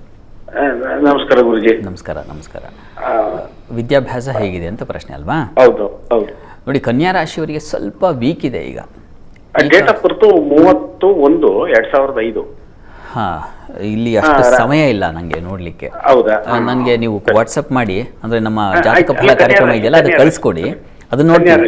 ಈಗ ಆ ರಾಶಿಗೆ ಸಂಬಂಧಿಸಿದ ಹಾಗೆ ಹೇಳಿರ್ತೀನಿ. ನೀವು ಸಂಪೂರ್ಣ ವಿವರವಾಗಿ ಫಲಕ್ಕೆ ನೀವು ಜಾತಕ ಫಲ ಕಳಿಸ್ಕೊಡಿ, ನಾನು ಸ್ವಲ್ಪ ವಿವರವಾಗಿ ತಿಳಿಸೋಣ, ತೊಂದರೆ ಇಲ್ಲ. ಆದರೆ ಈಗ ತತ್ಕಾಲದಲ್ಲಿ ಅವರಿಗೆ ಸ್ವಲ್ಪ ಬೇಕಾಗಿದೆ. ಶನಿಶ್ಚರನ ದೃಷ್ಟಿ ಬಿದ್ದಾಗ ಸ್ವಲ್ಪ ಆಲಸ್ಯ ಉಂಟಾಗುತ್ತೆ. ಈ ಕಾರಣದಿಂದಾಗಿ ಇದು ತಾತ್ಕಾಲಿಕವಾಗಿ. ಹೀಗಾಗಿ ನೀವು ಆಂಜನೇಯನ ಪ್ರಾರ್ಥನೆಯನ್ನು ಮಾಡಿಸಿ, ಪ್ರತಿ ಶನಿವಾರ ಆಂಜನೇಯ ಸನ್ನಿಧಾನಕ್ಕೆ ಹೋಗಿ ಬರಲಿ. ಅದು ತುಂಬ ಸಹಾಯ ಮಾಡುತ್ತೆ. ಅವರಿಗೆ ಒಂದು ಒಳ್ಳೆಯ ಬುದ್ಧಿ ಬಲವು ಚುರುಕಾಗುತ್ತೆ. ಇದನ್ನು ಮಾಡಲಿ, ಒಳ್ಳೆಯದಾಗಲಿ. ಎಸ್, ಇನ್ನು ಚಿತ್ರದುರ್ಗದಿಂದ ಸುಜಾತ ಅವರು ಕರೆ ಮಾಡಿದ್ದಾರೆ. ನಮಸ್ತೆ ಸುಜಾತ ಅವರೇ. ನಮಸ್ತೆ ಮೇಡಮ್. ನಮಸ್ತೆ, ಯಾರ ಬಗ್ಗೆ ಕೇಳಬೇಕಿತ್ತು? ನಾನು ಮಗಳ ಬಗ್ಗೆ ಕೇಳಬೇಕಿತ್ತು ಮೇಡಮ್. ಓಕೆ, ಪ್ರಶ್ನೆ? ಅವರು ಸೆಕೆಂಡ್ PUC ಪಾಸ್ ಆಗಿದ್ದಾರೆ, 85%. ಓಕೆ, ಸೆಕೆಂಡ್ PUC ಮುಗಿತು. ನೆಕ್ಸ್ಟ್ ಏನ್ ಮಾಡ್ಬೇಕು ಅಂತ ಅವರು ಚಿಂತೆ ಮಾಡ್ತಿದ್ದಾರೆ. ಮಗಂದು ರಾಶಿ ಹುಟ್ಟಿದ್ದು ಕಟಕ ರಾಶಿ. ಓಕೆ, ಮಾತಾಡಿ ಶಾಸ್ತ್ರಿಗಳ ಹತ್ರ ಮಾತಾಡಿ. ನಮಸ್ಕಾರ ಸುಜಾತ ಅವರೇ. ನಮಸ್ತೆ. ನಮಸ್ಕಾರ. ಅದೇ ಅವರು ಯಾವ ಸಬ್ಜೆಕ್ಟ್ ತಗೊಳ್ಳಿ ಅಂತ ಇದಕ್ಕೆ ಜಾತಕ ನೋಡಬೇಕಾಗತ್ತೆ. ನೀವು ಡೇಟ್ ಆಫ್ ಬರ್ತ್ ಟೈಮನ್ನು ನಮ್ಮ ಜಾತಕ ಫಲ ಕಾರ್ಯಕ್ರಮ ಕಳಿಸ್ಕೊಡಿ.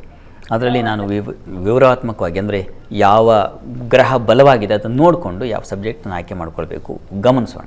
ನೀವು ಈ ದಿವಸನೇ ವಾಟ್ಸಪ್ ಮಾಡಿಬಿಡಿ, ಯಾಕಂದರೆ ಮತ್ತೆ ಡಿಲೇ ಮಾಡಿಬಿಡಿ, ಯಾಕಂದರೆ ಸಮಯ ಇಲ್ಲ. ಪಾಪ ಅವರು ಮೊದಲೇದಾಗ ಅವ್ರಿಗೆ ವಿಶ್ ಮಾಡೋಣ, ಪಾಪ ಅಷ್ಟು ಮಟ್ಟಿಗೆ ಓದಿ ಅಂಕ ತೊಗೊಂಡಿದ್ದಾರಲ್ಲ, ಅವರಿಗೊಂದು ಅಭಿನಂದನೆ ತಿಳಿಸಿ.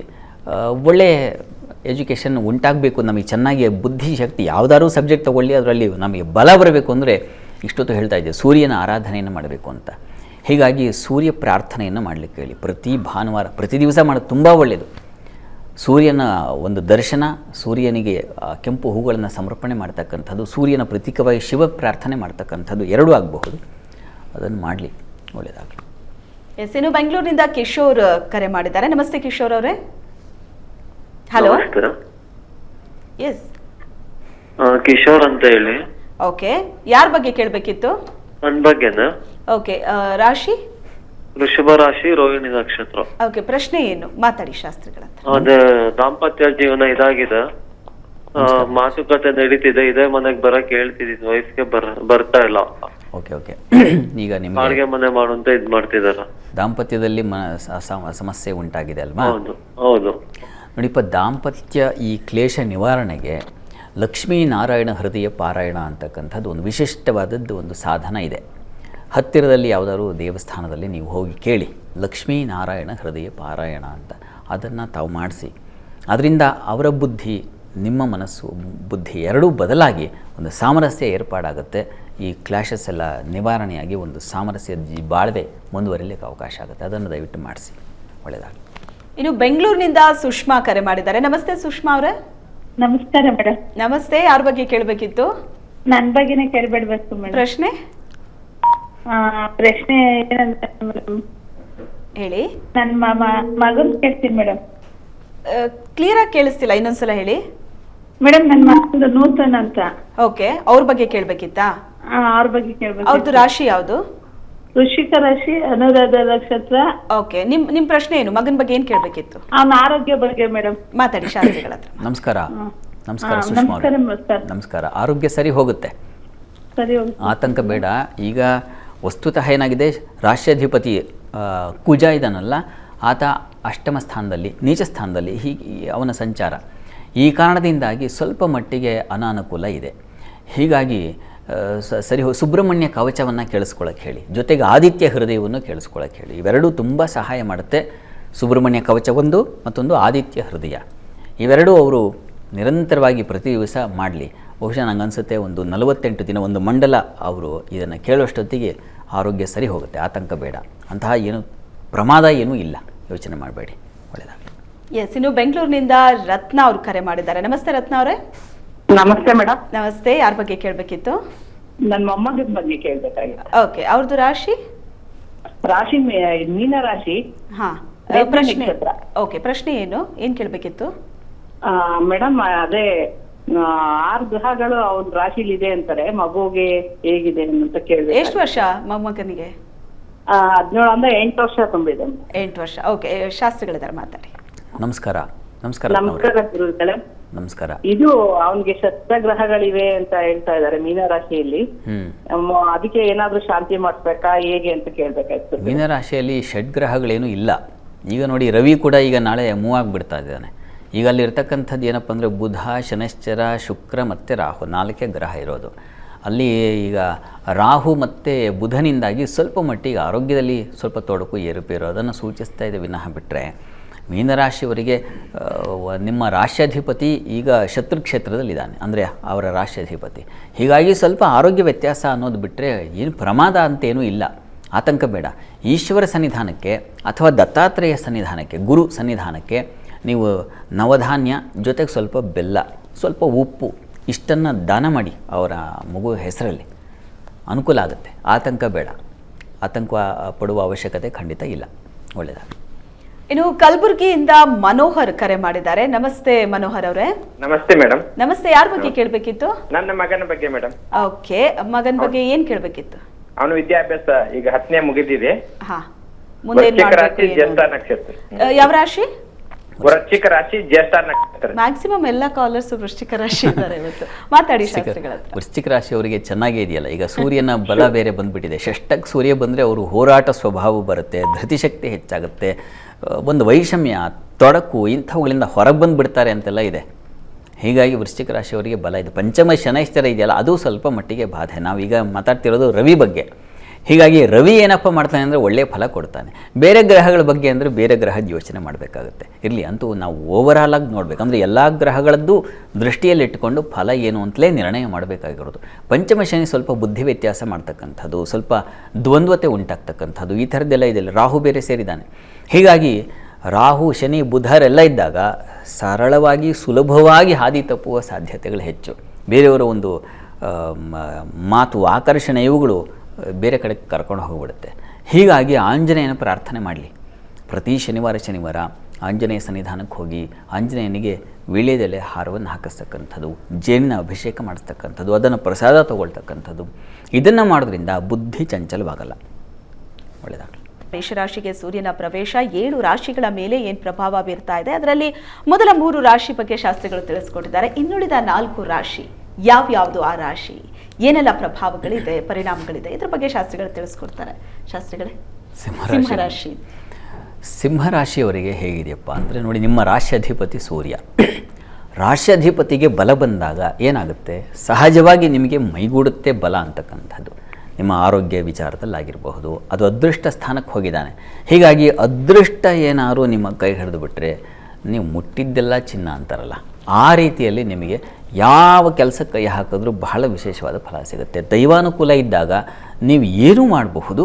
ಅಂದರೆ ಆ ಧರ್ಮ ಒಂದು ಚೌಕಟ್ಟಿನಲ್ಲಿ ಹೋಗಬೇಕಾಗತ್ತೆ. ಆ ರೀತಿಯಲ್ಲಿ ಒಂದು ಒಳ್ಳೆಯ ಅನುಕೂಲಗಳಾಗುತ್ತೆ. ಒಂದು ದೇವಸ್ಥಾನ, ಒಂದು ಇನ್ಯಾವುದೋ ಪೂಜಾ ಕಾರ್ಯಗಳು, ಧರ್ಮ ಕಾರ್ಯಗಳು, ಇಂಥವುಗಳ ಆಸಕ್ತಿ ಬರುತ್ತೆ. ಒಳ್ಳೆಯ ಸಜ್ಜನರ ಭೇಟಿಯಾಗುತ್ತೆ. ರಾಜರ್ಷಿಗಳನ್ನು ಭೇಟಿ ಮಾಡ್ತಕ್ಕಂಥದ್ದು. ಅಕಸ್ಮಾತ್ ನೀವು ಯಾವುದೋ ಒಂದು ಕೆಲಸಕ್ಕಾಗಿ ಅಲೆದಾಡ್ತಾ ಇದ್ದರೆ ವಿಧಾನಸೌಧಕ್ಕೆ ಹೋಗಬೇಕಪ್ಪ, ಒಂದು ಯಾರನ್ನು ಕಾಣಬೇಕು, ಹೀಗೆ ಆ ಥರದ್ದೆಲ್ಲ ಮಂತ್ರಿಗಳು, ಶಾಸಕರು ಇಂಥವ್ರದ್ದೆಲ್ಲ ಭೇಟಿಯಾಗಬೇಕು ಅಂತ ಒದ್ದಾಡ್ತಾ ಇದ್ದರೆ ಅದಕ್ಕೆ ದೈವನೇ ಒಂದು ಏರ್ಪಾಡು ಮಾಡಿಕೊಟ್ಬಿಡ್ತಂಥದ್ದು. ಅಂಥವ್ರನ್ನ ಭೇಟಿಯಾಗ್ತಕ್ಕಂಥ ಸಾಧ್ಯತೆ, ತಂದೆ ಮಕ್ಕಳಲ್ಲಿ ಮನಸ್ತಾಪಗಳು, ಭಿನ್ನಾಭಿಪ್ರಾಯಗಳು ಬರ್ತಕ್ಕಂತಹ ಸಾಧ್ಯತೆ, ಆ ಥರದ್ದಿದ್ದರೆ ಅದೆಲ್ಲ ನಿವಾರಣೆಯಾಗಿ ಒಂದು ಒಳ್ಳೆಯ ವಾತಾವರಣ ನಿರ್ಮಾಣವಾಗಿಬಿಡುತ್ತೆ. ಯಾಕೆಂದರೆ ಸೂರ್ಯನ ಪ್ರಭಾವದಿಂದಾಗಿ ಆ ಎಲ್ಲ ಕ್ಲೇಶಗಳು, ತೊಡಕುಗಳು ನಿವಾರಣೆಯಾಗಿ ಒಂದು ಸಾಮರಸ್ಯ ಏರ್ಪಾಡಾಗ್ತಕ್ಕಂಥ ಲಕ್ಷಣ ಇದನ್ನೆಲ್ಲ ಸೂಚಿಸ್ತಾ ಇದೆ. ಮುಖ್ಯವಾಗಿ ಆರೋಗ್ಯದಲ್ಲೂ ಚೇತರಿಕೆ ಬರುತ್ತೆ. ಕಣ್ಣಿನ ಸಮಸ್ಯೆ ಇತ್ತಾ, ಮೂಳೆ ಸಮಸ್ಯೆ ಇತ್ತಾ, ಈ ಥರದ್ದೇನೋ ಅದೆಲ್ಲವೂ ನಿವಾರಣೆಯಾಗಿ ಒಂದು ಆರೋಗ್ಯ ಚೇತರಿಕೆ ಉಂಟಾಗ್ತಕ್ಕಂಥದ್ದನ್ನೆಲ್ಲ ಕಾಣಬಹುದು. ಚೆನ್ನಾಗಿದೆ. ಇದಾದ ನಂತರದಲ್ಲಿ ನಾವು ಕಾಣೋದು ವೃಶ್ಚಿಕ ರಾಶಿಯವರೆಗೂ ಅಷ್ಟೇ. ಷಷ್ಠದ ಸೂರ್ಯನಿಂದಾಗಿ ಒಳ್ಳೆಯ ಫಲವನ್ನು ಹೇಳಿದೆ. ಏನು, ದ್ವೇಷ, ಅಸೂಯೆ, ಶತ್ರು, ಸಾಲ ಇವುಗಳಿಂದ ಹೊರಬರ್ತಕ್ಕಂತಹ ಸಾಧ್ಯತೆಯನ್ನು ಹೇಳಿದೆ.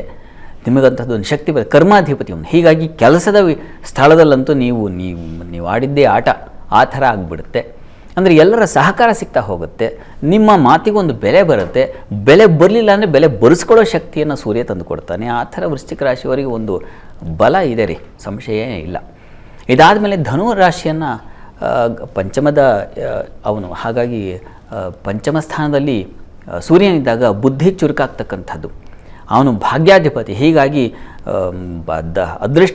ನಿಮಗೂ ಅದೃಷ್ಟ ಫಲ ಅಂತಕ್ಕಂಥದ್ದು ನಿಮ್ಗೆ ಎಲ್ಲಿದೆ ಆ ಅದೃಷ್ಟ ನಿಮ್ಮ ಆಲೋಚನೆಗಳಲ್ಲೇ ಇದೆ.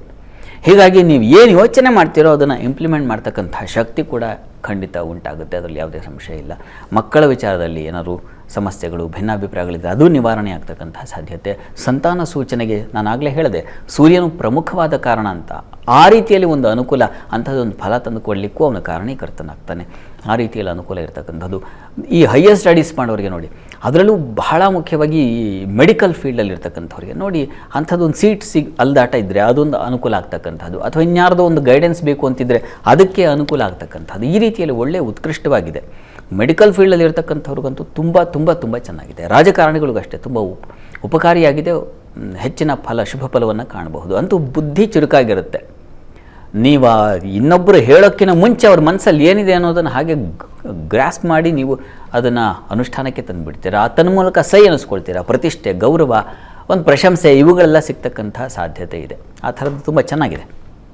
ಇನ್ನು ಕುಂಭರಾಶಿ ಗಮನಿಸೋಣ. ಕುಂಭರಾಶಿಯವರಿಗೆ ತೃತೀಯದ ಸೂರ್ಯನಿಂದಾಗಿ ಧೈರ್ಯ, ಸಾಹಸ, ಉತ್ಸಾಹ, ಪ್ರಬಲತೆ ಇವೆಲ್ಲ ಸಿಗ್ತಾ ಹೋಗುತ್ತೆ. ತುಂಬ ಚೆನ್ನಾಗಿದೆ. ಯಾವುದನ್ನು ಕ್ಲಿಷ್ಟ ಅಂದುಕೊಂಡಿದ್ದು ನಿಮ್ಮ ಮುಂದೆ ಇರಲ್ಲ, ತಲೆ ತಗ್ಗಿಸಿಬಿಡುತ್ತೆ. ಆ ರೀತಿಯಲ್ಲಿ ಒಂದು ವಿಶೇಷವಾದ ಬಲವನ್ನು ಕಾಣ್ತೀರಾ. ಅಥವಾ ಸೂರ್ಯ ನಿಮಗೆ ಸಪ್ತಮಾಧಿಪತಿ. ಹೀಗಾಗಿ ಸಂಗಾತಿಯಲ್ಲಿ ಸಾಮರಸ್ಯ ಉಂಟಾಗ್ತಕ್ಕಂಥದ್ದು.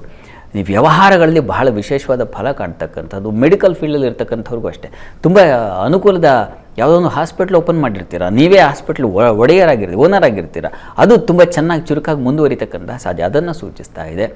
ಸಹೋದರಲ್ಲಿ ಒಂದು ಒಳ್ಳೆಯ ಬಾಂಧವ್ಯ ನಿರ್ಮಾಣ ಆಗ್ತಕ್ಕಂಥದ್ದು, ಕಷ್ಟ ಏನೋ ಕ್ಲಿಷ್ಟತೆ, ತೊಡಕು, ಗಲಾಟೆ, ಘರ್ಷಣೆ ಇದ್ದರೆ ಅದರ ನಿವಾರಣೆ ಆಗ್ತಕ್ಕಂಥದ್ದು ಸುಲಭವಾಗಿ ಅದರ ನಿವಾರಣೆ ಆಗ್ತಕ್ಕಂತಹ ಸಾಧ್ಯತೆಯನ್ನು ಸೂಚಿಸ್ತಾ ಇದೆ. ಮತ್ತು ಮುಖ್ಯವಾಗಿ ಧೃತಿಶಕ್ತಿ, ಧೈರ್ಯಶಕ್ತಿ, ಯಾವುದಾದ್ರೂ ಒಂದು ಹೊಸ ಕಾರ್ಯವನ್ನು ನಿರ್ವಹಿಸಬೇಕು ಅಂತ ನೀವು ಪಣ ತೊಟ್ಟಿದ್ದರೆ ನೋಡಿ ಅದು ಸುಲಭವಾಗಿ ಲೀಲಾಜಾಲವಾಗಿ ಆಗಿಬಿಡುತ್ತೆ. ಆ ರೀತಿಯಲ್ಲಿ ತುಂಬ ಚೆನ್ನಾಗಿರೋದನ್ನು ನೀವು ಕಾಣ್ತೀರ. ಭಾಗ್ಯಕ್ಕೆ ಸೂರ್ಯನ ದೃಷ್ಟಿ ಬೀಳ್ತಕ್ಕಂಥದ್ದು, ಹೀಗಾಗಿ ತುಂಬ ಚೆನ್ನಾಗಿದೆ, ಹೆಚ್ಚಿನ ಅನುಕೂಲ ಕಾಣಲಿಕ್ಕೆ ಅವಕಾಶಗಳಿದ್ದಾವೆ. ಹೀಗೆ ಈ ಇಷ್ಟು ರಾಶಿಗಳಿಗೆ ಸೂರ್ಯನಿಂದಾಗಿ ತುಂಬ ವಿಶೇಷವಾದ ಬಲ ಮತ್ತು ಫಲ ಎರಡನ್ನೂ ಕಾಣಲಿಕ್ಕೆ ಅವಕಾಶ ಇದೆ. ಉಳಿದ ರಾಶಿಗಳು ಕಥೆ ಏನು ಅಂತ ನಿಮಗೆ ಸಾಮಾನ್ಯವಾಗಿ ಇರುತ್ತದೆ. ಸಹಜ, ಕೆಲವು ರಾಶಿಗಳಿಗೆ ಸೂರ್ಯನಿಂದಾಗಿ ದುಸ್ಥಾನದ ಅಧಿಪತಿ ವೃಷಭಕ್ಕೆ ವ್ಯಯಕ್ಕೆ ಬರ್ತಾ ಇದ್ದಾನೆ. ಹೀಗಾಗಿ ಸ್ವಲ್ಪ ತೊಡಕುಗಳು, ನಷ್ಟಗಳು, ಒಳ್ಳೆಯದಕ್ಕಾಗಿ ಒಂದಷ್ಟು ಖರ್ಚಾಗುತ್ತೆ ಅತಿಯಾಗಿ, ಅದು ಸ್ವಲ್ಪ ಕಷ್ಟ ಅನಿಸ್ಬಿಡುತ್ತೆ. ಆ ರೀತಿಯಲ್ಲಿ ಅಲೆದಾಟ, ಇನ್ನೇನು ಕೆಲಸ ಆಗೋ ಥರ ಇದೆ ಅಂತ ಇರುತ್ತೆ, ಆ ಕೆಲಸಕ್ಕಾಗಿ ಒಂದು ಸುಸ್ತಾಗಿ ಹೋಗ್ಬಿಡ್ತೀರ, ಆ ಥರದೊಂದು ಅಲೆದಾಟ. ಇವುಗಳನ್ನು ದುಸ್ಥಾನದಲ್ಲಿ ಇರುವ ಸಹಜವಾಗಿ ಇಂತಹ ತೊಡಕುಗಳನ್ನು ಸೂಚಿಸುತ್ತೆ. ಶಾಸ್ತ್ರದಲ್ಲಿ ಸಮಯ ಇದೆ ಅಲ್ವಾ, ಶಾಸ್ತ್ರದಲ್ಲಿ ಒಂದು ಮಾತಿದೆ, ದುಸ್ಥಾನದ ಅಧಿಪತಿಗಳು ಶುಭವೇ ಆಗಿದ್ದರು, ದುಸ್ಥಾನಪೋ ಯದ್ ಭವನ ಸ್ಥಿತೋವ, ಅಥವಾ ಅವರು ಶುಭಗ್ರಹಗಳೇ ಆಗಿದ್ದರು, ಏನು ಶುಭೋಪಿ ಭಾವಹಾನಿಂ ಕುರುತೆ ಅಂತ ಒಂದು ಮಾತಿದೆ. ಶುಭಗ್ರಹಗಳೇ ಆಗಿದ್ದರೂ ಭಾವಹಾನಿಯನ್ನು ಉಂಟು ಮಾಡುತ್ತೆ. ರವಿ ಸಾತ್ವಿಕ ಗ್ರಹ, ಹೀಗಾಗಿ ಅಂಥ ಗ್ರಹ ಕನ್ಯಾ ರಾಶಿಯವರಿಗೆ ವ್ಯಯಾಧಿಪತಿ ಆಗಿಬಿಟ್ಟ. ಹೀಗಾಗಿ ಏನಾಗುತ್ತೆ, ಮಕರ ರಾಶಿಯವರಿಗೆ ಅಷ್ಟಮಾಧಿಪತಿ ಆಗಿಬಿಟ್ಟ. ಹೀಗಾಗಿ ದುಸ್ಥಾನದ ಅಧಿಪತಿ ಆದಾಗ ಅವನು ಉಚ್ಚಸ್ಥಾನದಲ್ಲೇ ಇರಲಿ, ಭಾವಹಾನಿಯನ್ನೇ ಉಂಟು ಮಾಡುತ್ತೆ ಅಂತ ಶಾಸ್ತ್ರದ ಮಾತು. ಸ್ವಲ್ಪ ಮಟ್ಟಿಗೆ ಇರ್ತದೆ, ತೀರಾ ಕಳಪೆ ಅಂತಲ್ಲ, ಸ್ವಲ್ಪ ಎಚ್ಚರಿಕೆಯಿಂದ ವರ್ತನೆ ಮಾಡಬೇಕಾಗತ್ತೆ. ಹೀಗಾಗಿ ಬೇರೆ ಬೇರೆ ರಾಶಿಗಳು ನೋಡಿ, ಮೀನರಾಶಿಯವರಿಗೆ ದ್ವಿತೀಯ ಸ್ಥಾನಕ್ಕೆ ಹೋಗ್ತಾನೆ, ಧನ ಇತ್ಯಾದಿ ಬರುತ್ತೆ, ಆದರೆ ಷಷ್ಠಾಧಿಪತಿ ಅವನು ದುಸ್ಥಾನದ ಅಧಿಪತಿ ಆಗ್ಬಿಟ್ಟ. ಹೀಗಾಗಿ ಹಣ ಬರುತ್ತೆ, ಯಾವ ಹಣ ಬಂದಿದೆಯಪ್ಪ, ಸಾಲ ಮಾಡಿದ ಹಣ ಇದೆಯಪ್ಪ, ಏನು ಮಾಡೋಣ, ಆ ಥರ ಆಗುತ್ತೆ. ಮಾತು ದುಬಾರಿ ಆಗ್ತೀರ, ವಾಕ್ಸ್ಥಾನದಲ್ಲಿದ್ದಾನೆ ಅವನು, ಮಾತಾಡಿ ಕಳ್ಕೊಳ್ಳೋ ಸಾಧ್ಯತೆ. ಚೆನ್ನಾಗಿ ಮಾತಾಡ್ತಾರೆ, ಹೌದು ಇಲ್ಲ ಅಂತಲ್ಲ, ಆದರೆ ಮಾತಾಡಿ ನಷ್ಟ ಅನುಭವಿಸುವ ಲಕ್ಷಣವನ್ನು ಸೂಚಿಸ್ತಾ ಇದೆ. ಹೀಗಾಗಿ ಬಹಳ ಎಚ್ಚರಿಕೆಯಿಂದ ಬೇರೆ ಬೇರೆ ರಾಶಿಗಳು ಸ್ವಲ್ಪ ಎಚ್ಚರಿಕೆ ತಗೋಬೇಕಾಗುತ್ತೆ. ಇವು ಬಹಳ ಮುಖ್ಯವಾದ ವಿಚಾರಗಳು. ಎಸ್, 7 ರಾಶಿಯವರಿಗೆ ಅದೃಷ್ಟದ ಬಾಗಿಲು ತೆರೆಯುತ್ತಾ ಅಂತ, ಅದೃಷ್ಟದ ಬಾಗಿಲು ತೆರೆಯೋದು ಪಕ್ಕ. ಹಾಗಾದ್ರೆ ಬಹಳಷ್ಟು ಕಾಲ್ಸ್ಗಳು ಬರ್ತಾ ಇದೆ. ಈಗ ಒಬ್ರು ಕಾಲ್ ಮಾಡಿದ್ದಾರೆ, ಬೆಂಗಳೂರಿನಿಂದ ಪವನ್ ಕರೆ ಮಾಡಿದ್ದಾರೆ. ನಮಸ್ತೆ ಪವನ್ ಅವರೇ. ನಮಸ್ತೆ ಮೇಡಮ್. ನಮಸ್ತೆ, ಯಾರ ಬಗ್ಗೆ ಕೇಳಬೇಕಿತ್ತು? ನಾನು ನಮ್ದು ಅಣ್ಣನ ಬಗ್ಗೆ ಕೇಳಬೇಕಿತ್ತು. ಓಕೆ, ಅವರ ರಾಶಿ ಕುಂಭರಾಶಿ. ಏನ್ ಪ್ರಶ್ನೆ? ಅವರು ಸ್ವಲ್ಪ ಏನೋ ತೊಂದರೆಯಲ್ಲಿದ್ದಾರೆ, ಸ್ವಲ್ಪ ಡಿಪ್ರೆಷನ್ ಅಲ್ಲಿ ಹೋದಾಗಿದ್ದಾರೆ, ಹಾಗಾಗಿ ಕೇಳೋಣ ಅಂತ ಕೇಳೋಣ ಅಂತ ಮಾಡಿದ್ದೆ. ನಮಸ್ಕಾರ ಪವನ್ ಅವರೇ. ನಮಸ್ತೆ ಸರ್. ನಮಸ್ಕಾರ. ನಮಸ್ತೆ ಹೇಳಿ, ಏನು ವಿಚಾರ? ಸರ್, ಅದೇ ನಮ್ದು ಬ್ರದರ್ ಬಗ್ಗೆ ಕೇಳಕ್ಕಿತ್ತು. ಏನು ರಾಶಿ ಅವ್ರದ್ದು? ಅವ್ರದ್ದು ಕುಂಭರಾಶಿ. ಓಕೆ. ಸ್ವಲ್ಪ ಹಣಕಾಸಿದು ಸ್ವಲ್ಪ ಟೈಟ್ ಆಗಿರ್ಬೇಕು, ಸ್ವಲ್ಪ ಡಿಪ್ರೆಷನ್ ಅಲ್ಲಿ ಹೋದಾಗಿದ್ದಾರೆ, ಅಂದ್ರೆ ಸ್ವಲ್ಪ ಬೇಜಾರಲ್ಲಿ ಇದ್ದಾಗೆ. ಓಕೆ, ನೋಡಿ, ಮೊದಲನೇದಾಗಿ ಕುಂಭರಾಶಿಯವರಿಗೆ ಈಗ ದ್ವಿತೀಯಾಧಿಪತಿ ಶತ್ರು ಕ್ಷೇತ್ರದಲ್ಲಿ ಧನಾಧಿಪತಿಯೋ ಅವನು ನೋಡಿ, ಇಂತಹ ಸಂದರ್ಭದಲ್ಲಿ ಎಲ್ಲವನ್ನೂ ಗಮನಿಸ್ಕೋಬೇಕಾಗತ್ತೆ. ಕೇವಲ ಸೂರ್ಯನ ಫಲ ಅಂತ ಹೇಳಕ್ಕಾಗಲ್ಲ. ನೋಡಿ, ಧನಸ್ಥಾನದಲ್ಲಿ ರಾಹು, ಶನೈಶ್ಚರ, ಬುಧ, ಹೀಗೆಲ್ಲ ಅವನು ಕುಂಭರಾಶಿಗೆ ಅಷ್ಟಮಾಧಿಪತಿ ಬುಧ. ಅಷ್ಟಮಾಧಿಪತಿ ಧನಸ್ಥಾನಕ್ಕೆ ಬಂದಾಗ ಏನಾಗುತ್ತೆ, ಇದೆಲ್ಲವೂ ಕ್ರಿಯೇಟ್ ಆಗುತ್ತೆ. ಇಂಥದ್ದೊಂದು ವಾತಾವರಣಕ್ಕೆ ಅವರು ಮತ್ತು ದಶಾಭುಕ್ತಿ ಏನು ಹೇಳ್ತಾ ಇದೆಯೋ ನೋಡಿಲ್ಲ, ಒಂದು ಸಲ ದಶಾಭುಕ್ತಿ ವಿವರಣೆ ಮಾಡಬೇಕಾಗುತ್ತೆ, ನೋಡೋಣ, ಅದು ಇರಲಿ ಅಂತ. ಈಗ ತತ್ಕಾಲದಲ್ಲಿ ನಿಮಗೆ ಸೂರ್ಯನ ಏನು ಸಂಚಾರ ಇದೆ, ಇದು ಸ್ವಲ್ಪ ಧೈರ್ಯವನ್ನು ತಂದುಕೊಡುತ್ತೆ. ಈ ಸಂದರ್ಭದಲ್ಲಿ ಮಾಡ್ತಕ್ಕಂಥ ಪೂಜೆ ಪುನಸ್ಕಾರವು ಅದು ಮತ್ತಷ್ಟು ಧೃತಿಶಕ್ತಿಯನ್ನು ತಂದುಕೊಡುತ್ತೆ, ಅದರಲ್ಲಿ ಯಾವುದೇ ಸಂಶಯ ಇಲ್ಲ. ಅವರು ನೋಡಿ, ಈಗ ತತ್ಕಾಲದಲ್ಲಿ ಅವ್ರಿಗೆ ಬೇಕಾಗಿರೋದು ನೋಡಿ, ಮಾನಸಿಕ ಖಿನ್ನತೆ ಆದರೆ ದುರ್ಗಾ ದೀಪ ನಮಸ್ಕಾರ ಮಾಡಿಸೋದು ತುಂಬ ಒಳ್ಳೆಯದು. ಅದು ದ್ವಿತೀಯದ ರಾಹುವಿನ ದೋಷವನ್ನು ನಿವಾರಣೆ ಮಾಡುತ್ತೆ. ಒಂದು ದುರ್ಗಾ ದೀಪ ನಮಸ್ಕಾರ ಮಾಡಿಸಿ, ಅದು ತುಂಬ ಹೆಚ್ಚಿನ ಮನಸ್ಸಿನ ಬಲವನ್ನು ಹೆಚ್ಚಿಸುತ್ತೆ, ಅದರಲ್ಲೇನು ಸಂಶಯ ಇಲ್ಲ.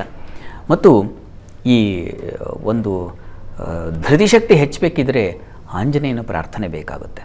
ಹೀಗಾಗಿ ಆಂಜನೇಯನ ಮೂಲ ಮಂತ್ರದಿಂದ ಒಂದು ಸಾಧ್ಯವಾದರೆ ಹವನ ಮಾಡಿಸಿ.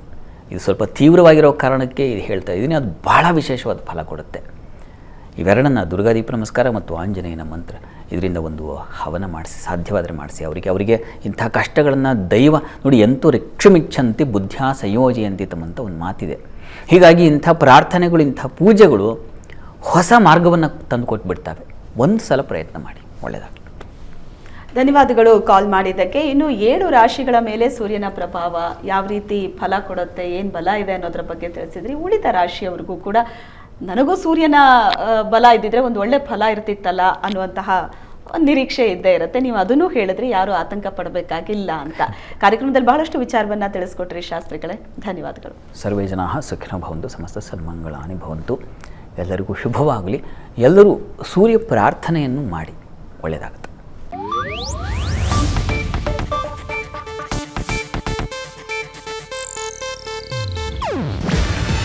ಇದು ಏಷ್ಯಾನೆಟ್ ನ್ಯೂಸ್ ನೆಟ್ವರ್ಕ್ ಪ್ರಸ್ತುತಿ. ನೀವು ನೋಡ್ತಿದ್ದೀರಾ ಏಷ್ಯಾನೆಟ್ ಸುವರ್ಣ ನ್ಯೂಸ್.